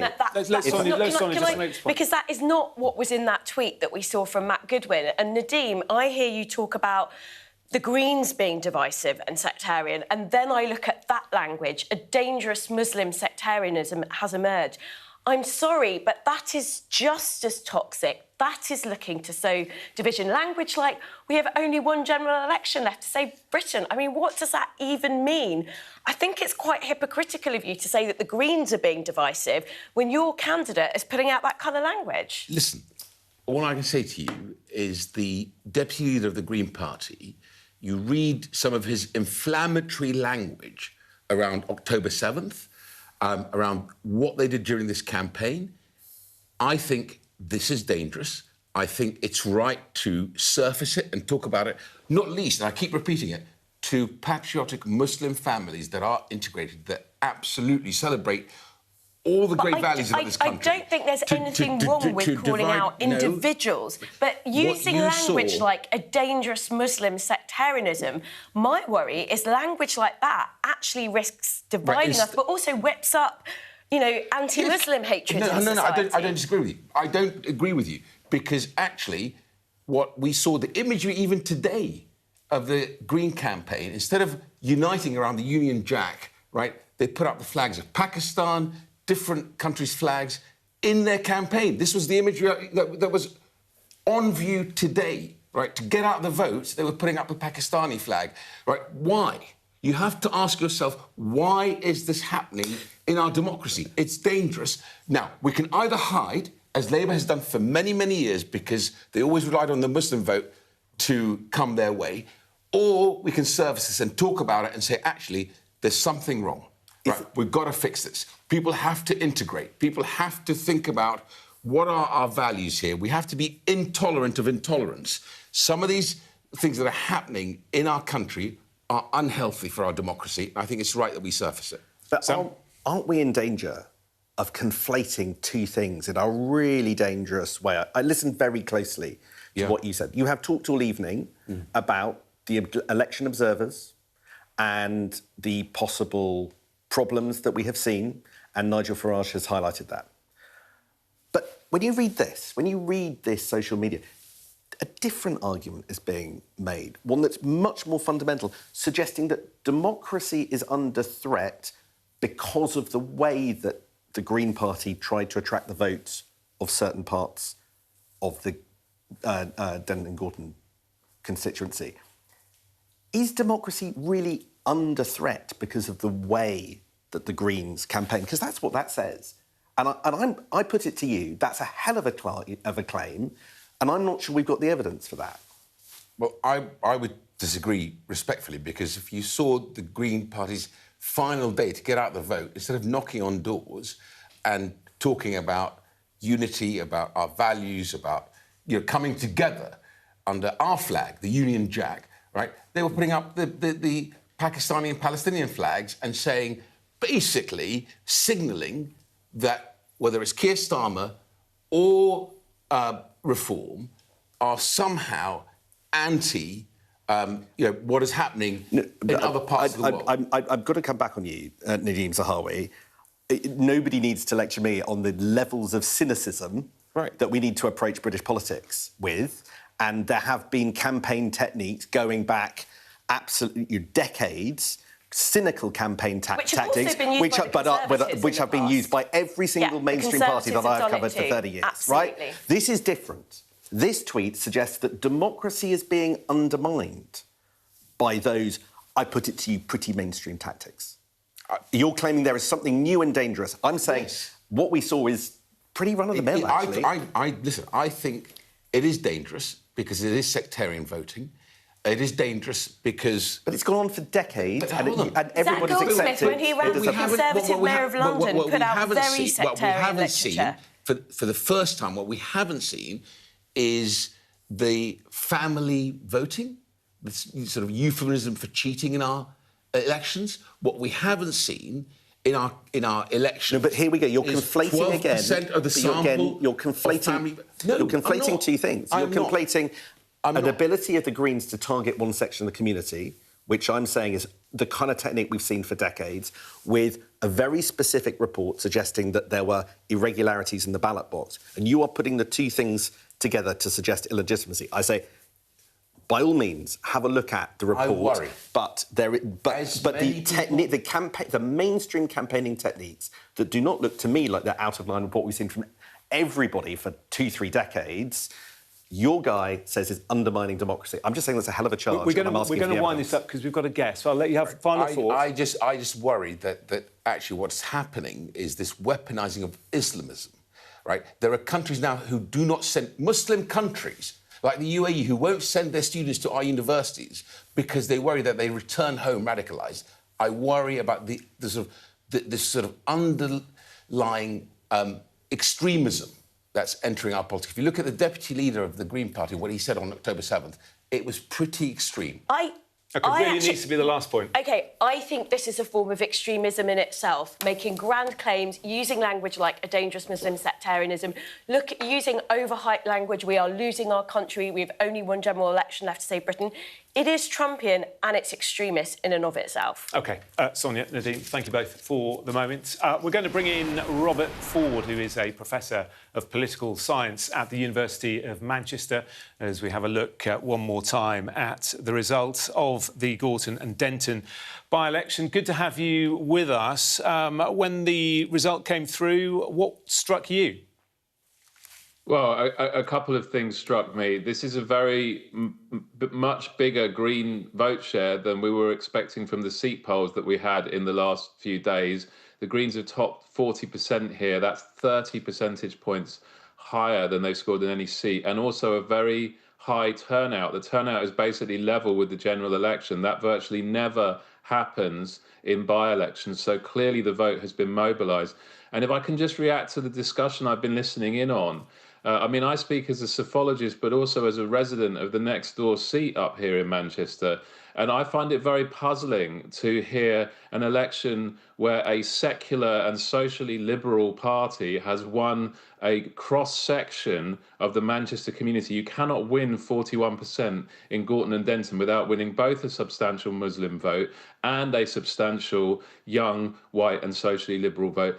I find it very strange to hear a victory of that kind for a mainstream, secular, socially liberal party being described as some sort of a threat to democracy. That strikes me as a very puzzling framing of what is, in fact, a remarkable result for one of the main parties in England.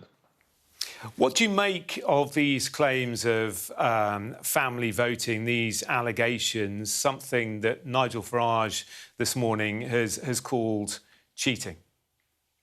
Well, I mean, that's very strong language. I mean, I think I would agree with what Sam Coates was saying, which is that we have had issues with this kind of thing before. It has been something that's been discussed by Labour campaigns, by Conservative campaigns. It is something that we should, of course, investigate and monitor closely. We want voting to be free, fair, individual, clean and all that kind of thing. But I do not believe that a win of this magnitude can be attributed to a factor like that alone. And it does not strike me as very healthy for our democracy to have the party that's come second place, apparently in a rather Trumpian fashion, seeking to undermine the legitimacy of the popular will.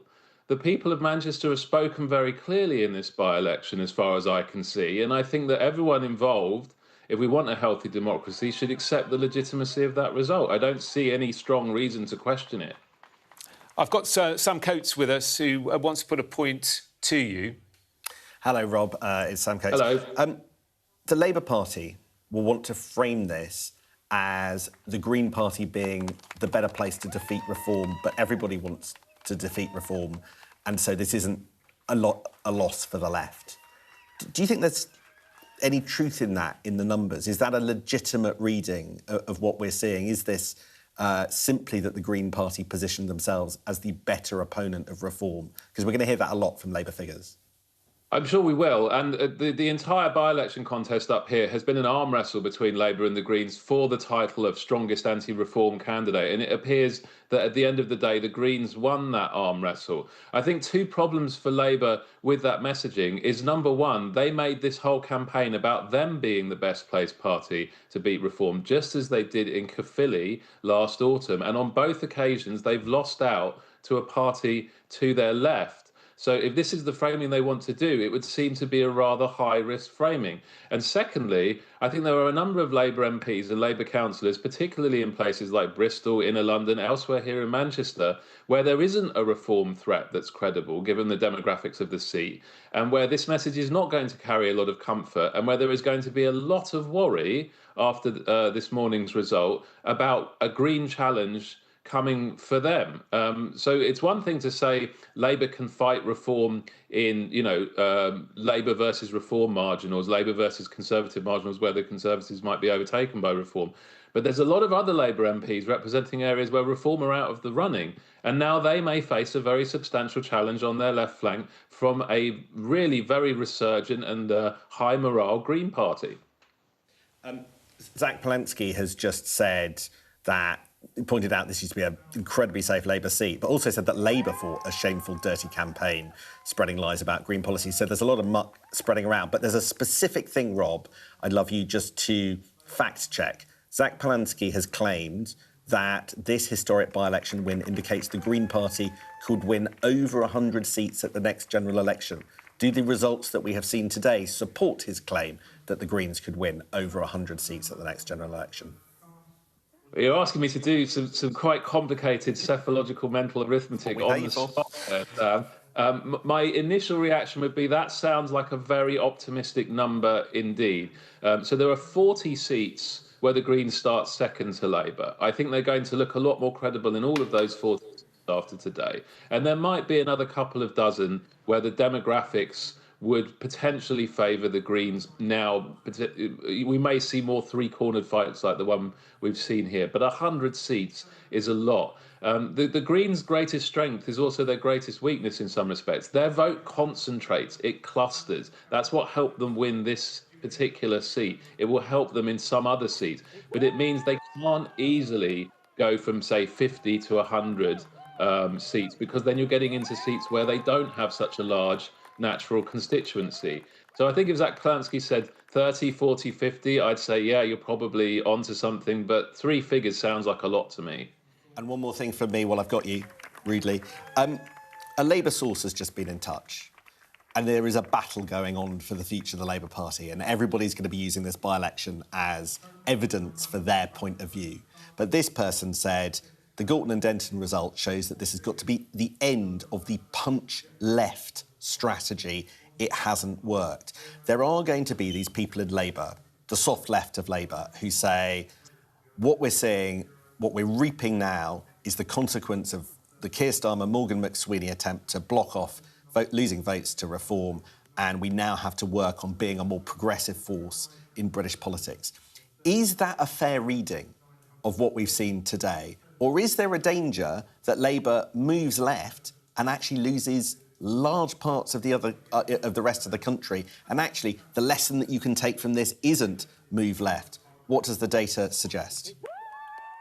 Well, I think that Labour are very much in a kind of damned if you do, damned if you don't sort of scenario right now. Sorry, that's my coffee machine turning itself off.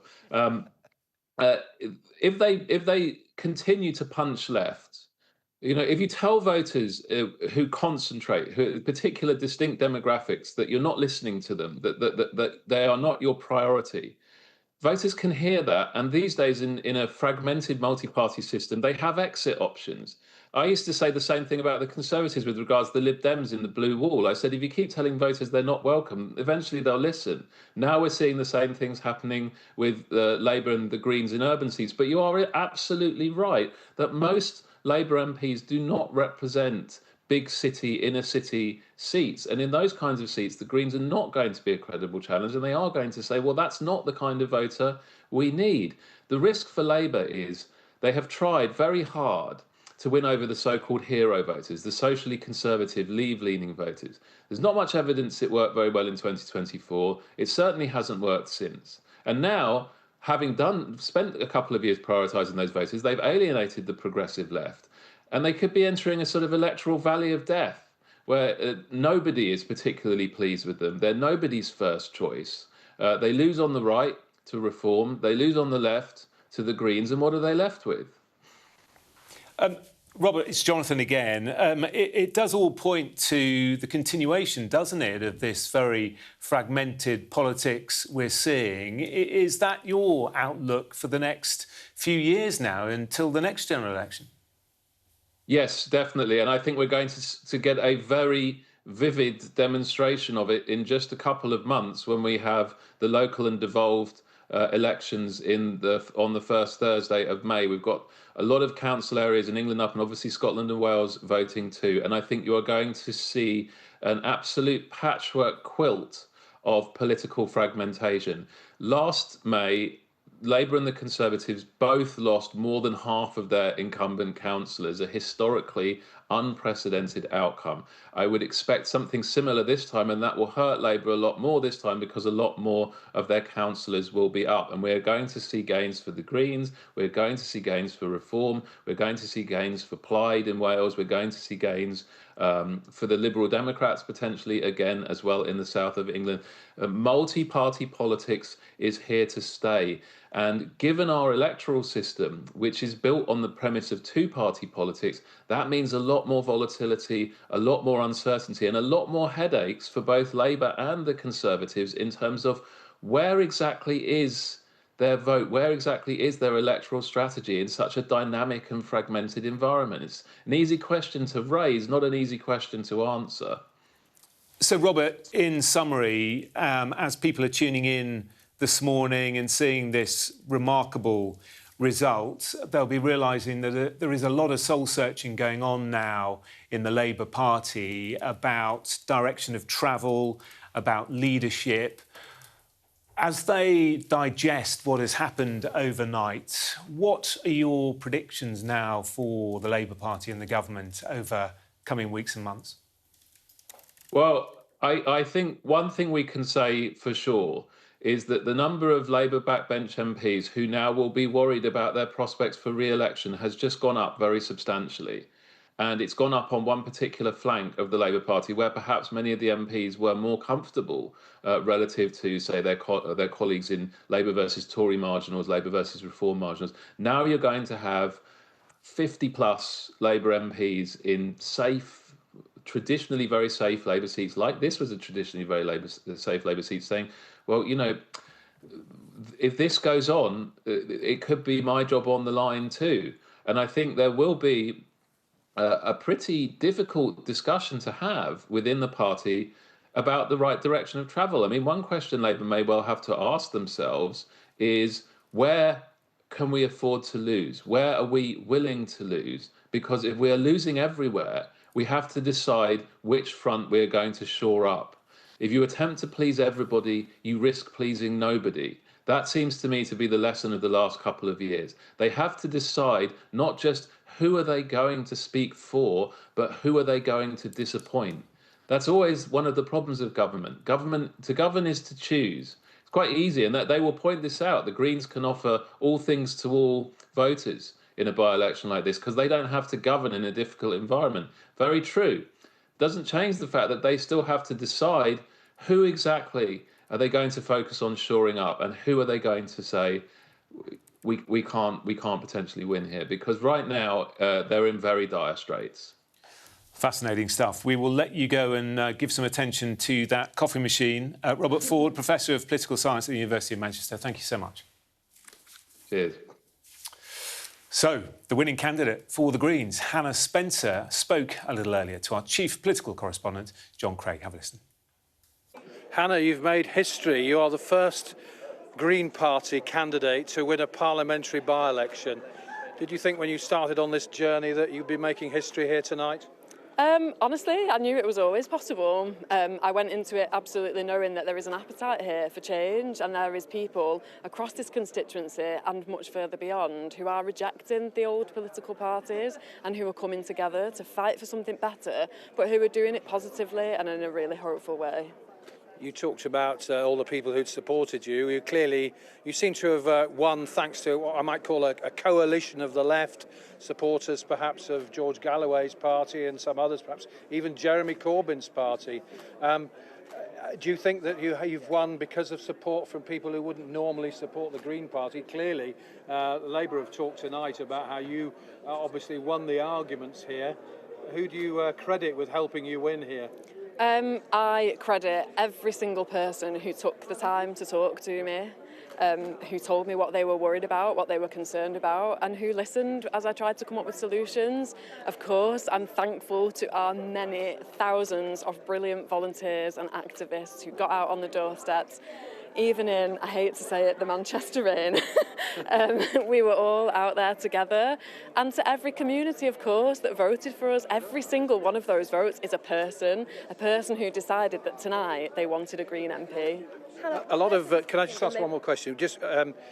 A lot of your supporters from the Asian community say they voted for you because of Gaza and Palestine, and yet you seem to be talking more about the everyday issues like cost of living and so on. How important to you was Gaza and Palestine?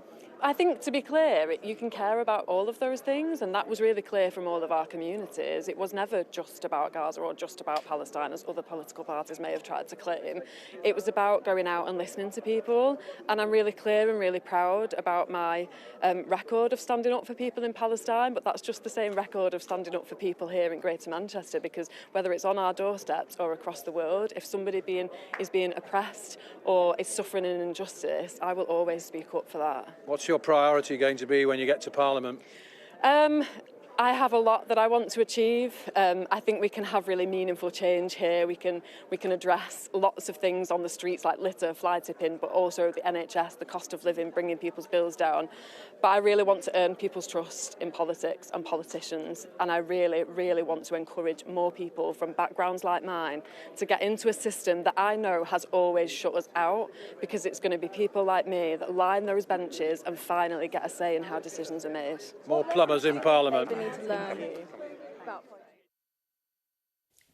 That's Hannah Spencer speaking just after the result was announced to our correspondent John Craig. Well, as Professor Robert Ford was saying a moment ago, a lot of soul-searching now in the Labour Party. Let's hear from Sam at the Wall.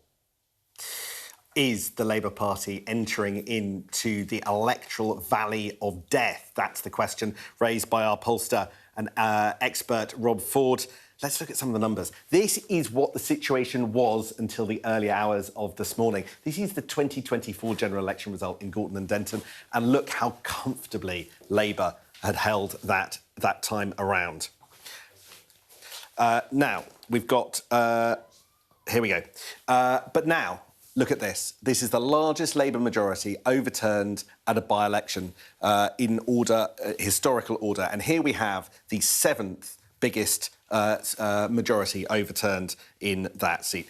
One of the arguments you're going to hear from Labour figures over the coming hours is that mid-term, in by-elections, essentially governments always lose. But if you look at this, this really challenges that. In this election, we saw a swing from the Labour Party to the Greens of 26.4%. If you look at the similar time after the 2001 landslide for Tony Blair, Labour landslide, or after the 1997 Labour landslide, you can see there that you saw nothing like that level of swing. Because what has happened effectively is that the Greens have upended the political consensus and inserted themselves. They'd never before today got more than 10% of the share of the vote in a by-election, but today over 40% went to the Greens. Now Labour is going to have to be looking at exactly how it deals with a new threat in British politics as a result of this by-election. Sam, thank you very much. Well, let's get some final thoughts from our panel. Nadeem Zahawi and also Sonia Sodi. You've both done very well, by the way. Thank you. The stamina's been brilliant. The energy levels, you've got a fresh cup of tea. Decaf tea, though. Oh, decaf. You've gone decaf now. I know you're going to catch a tiny bit of sleep before you're up working again. Let's put it all into perspective then. I don't think anyone predicted just by how much the Greens would win this. No, we were all talking about it being a close three-way race. Actually, when you look at the result, the Greens got a very healthy majority, and quite scarily for Labour MPs, for every 2 votes that Labour picked up, the Green Party was picking up 3. This drives a coach and horses through Labour's electoral strategy, not just in this by-election, but as Rob Ford was saying, for the election. Their strategy was basically to say there's enough voters in this country who don't want to see Nigel Farage as Prime Minister, that if they vote for us, we're home and dry. What that doesn't take into account is you've got challenger parties on the left now, like the Greens, which are really cutting through. And so if Labour's saying to the country, if you don't want Nigel Farage as Prime Minister, you've got to vote for us. And the Greens have just elected, have seen their 5th MP elected, and they've shown they can win in an area where there's no history of Green success. The Greens have never had an MP in the north. It really undercuts that Labour message in a very serious way. So huge questions for Keir Starmer tonight. It's been a terrible, terrible night for Labour. Labour did make a big miscalculation here, didn't they? Huge miscalculation, I think, on many levels. But the worst of all worlds is where we've ended up. So next week you've got the Chancellor having to stand up and attempt to convince the country that we might return to growth. How? I don't know, because clearly what's happened tonight means there will be no serious attempt to reform welfare or in any way deliver tax cuts for business to be able to invest to grow the economy. And then, of course, the other danger is this sectarian divisiveness that's entering our politics. You saw it at the general election a little bit with the sort of the Gaza MPs who got elected. It's just going to, I think, unless we address it head on, be a very unhealthy place for our democracy. That's my view. That's my party's view, I think. And I think Starmer is done. He is a lame duck. Unless Labour can find a candidate that they can coalesce around, it's going to be chaos for the next 1, 2, 3 years, depending on when the next election is. What I would say is don't underestimate, though, the Labour MPs who are now worrying about the next election and what they may do. So we may see Labour pull something off yet. OK, well, let's hear from Labour, because shortly before the result was announced, Lucy Powell spoke to John Craig. Let's have a listen. I think what is really clear is that there is a big majority in this constituency that hasn't voted for reform. And on the day, the Greens have managed to win that argument that they were best placed to do that. But I'm not sure whether that would totally translate in a general election. We'll have to wait and see. But what I take from it is that people want to see the Labour Party, the Labour government, shouting more loudly about our Labour values and about the story of this Labour government and how we're trying to change people's lives for the better. And they want to reject the politics of reform, which they are going to resoundingly do in this by-election result, I think, this evening. I mean, that is, Sonia, a remarkable admission, isn't it? I mean, that was before the result came out. She looked defeated. She was speaking about her candidate in the past tense, and then said the Greens won the argument as to who is best to keep reform out. Yeah, it's quite the admission, isn't it? And I think the Labour Party today is going to be acknowledging to itself that it's just not enough to say to the country, you don't want Nigel Farage as Prime Minister, vote for us to keep him out. They've got to come up with something different, because if they don't, disaffected voters who are a bit cheesed off with the government, who sit on the left, are just going to go to alternative parties like the Greens. You saw an almost 15% swing to reform coming second. That, in my view, is a remarkable achievement. We didn't even think we were in the running for this seat. It's the 440th seat, target seat for us. That's right? Not what Reform was saying in the run-up to this. Well, it is the 440th target seat for us, and we came second. And I think that swing, if reflected throughout the country, puts us in a very strong position. Are you not worried that for people waking up this morning and looking at this result, they'll be thinking, well, maybe actually reform have peaked? Maybe that momentum now isn't with reform. Maybe I think actually elsewhere. the opposite. I think people wake up this morning in the rest of the country and will think, we don't want to see this sectarianism in our politics. The only party that's talking about it and saying that communities have to integrate, that we have to see a much more cohesive society, will begin to listen to reform. And I think, actually, But that's exactly the reason... You'll see a movement towards reform. That's my gut instinct here, because otherwise, where are we heading with our democracy? But Hannah Spencer was talking about what people on the doorstep want is hope. They want unity. They want an end to the cost of living crisis. They want a better NHS. And she says that she got that from the Muslim community, the huge Muslim community in this constituency, but also from that very different community, the white, older, working-class community. It was across the board. And yet you're talking about division, and it doesn't seem to me that that's the message that they're saying. Jonathan, don't listen to the words, right? Look at the actions through this campaign. Right? You and I both know, because you've been following this by-election very closely, as has Sam. He's been up to the seat, spent 3-4 days there, right? Look at the Green Party's actions in the seat, not her words tonight. All parties can be accused of acting dishonourably. But it was in this pretty election. blatant. The videos they put out, right, targeting the Bangladeshi and the Pakistani communities. Why would you put Prime Minister Modi as some sort of a negative connotation to why you shouldn't vote for reform or for Labour? Why would you, have the flags of Pakistan up as a get-out-the-vote strategy?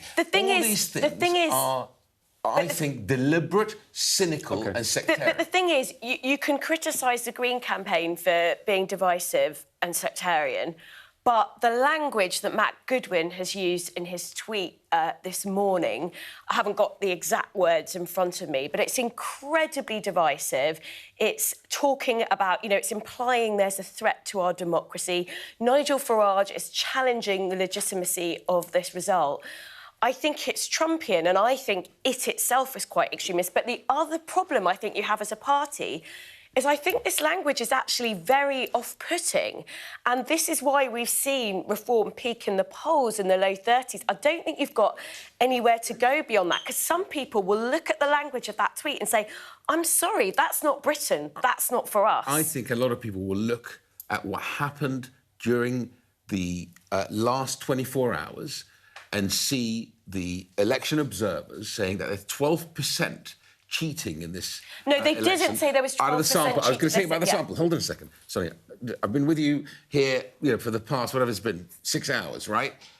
They sampled 500 plus people, and this idea of the euphemism of family voting is cheating, right? People will look at that, and they'll look at the campaign that was run by the Green Party, and they will begin to question and worry about our democracy. We may disagree respectfully. I think I'm right on this. I think you'll see it. Hope in the next few days and weeks in the polling, people will worry about what's happening to our democracy. OK. I think it's very important not to overstate issues that have been identified, because by overstating them and overclaiming in terms of what the evidence allows us to say at this stage, that is in of itself divisive. I think what is responsible to do is look at it, talk about it calmly, not talk about democracy being under the threat. We've had issues with voting in the UK before. Democracy is not under threat in the UK. It absolutely is not an issue. And to try and win votes off that message is incredibly divisive and toxic. All right, OK, we're going to leave it there. We are running short on time. Thank you both for the moment. Sam Coates, our Deputy Political Editor, has been continuing to crunch the numbers. Sam? There's no doubt this is historic. 38th safest Labour seat gone. The Greens have never won a by-election. They've never had a seat in the north of England. Let's look at what the situation was until 4 o'clock this morning. You can see Labour's margin by which they won that seat before, and here's the situation tonight. The Greens getting over 40% of the vote in a tough three-way contest that until the night began, nobody knew where this seat was going to end up. And here's the thing that's going to scare Labour MPs. The sheer transfer away from Labour votes and to Green Party votes. The question, has Keir Starmer got his strategy right over the last 19 months that he has been in Downing Street. Now, this is a very contested election already. Look at this from Nigel Farage. He talks about sectarian voting and this word, cheating.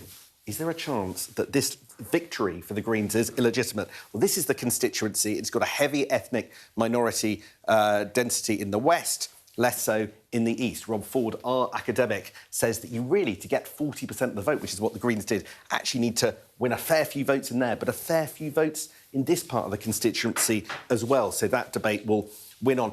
I think in recent historical terms, though, you only have to look at this chart to see where it fits. This is the largest Labour majority overturned at a by-election.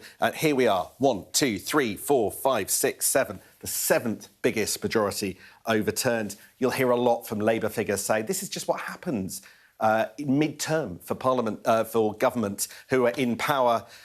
But that wasn't true after 1997. It wasn't true after 2001. You never saw a swing against Labour of this scale after those two elections. And this, ultimately, is the challenge that Labour is facing.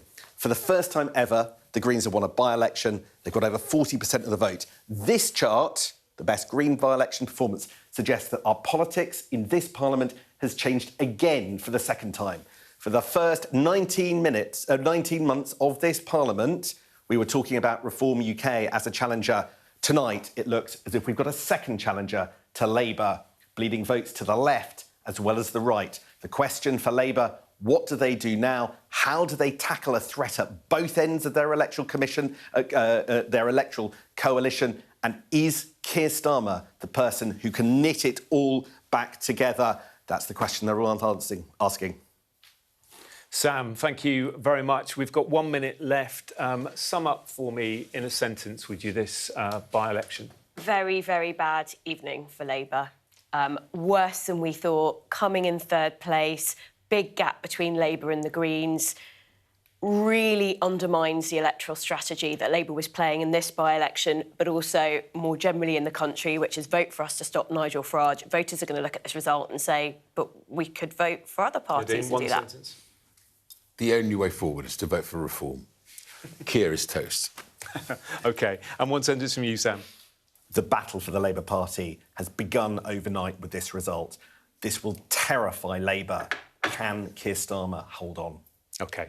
Nadeem, Sonia, thank you both very much indeed. Sam, thank you to you as well. And that is the end of this special by-election programme. Hannah Spencer, there she is, becoming the Green Party's 5th MP. Thanks for watching.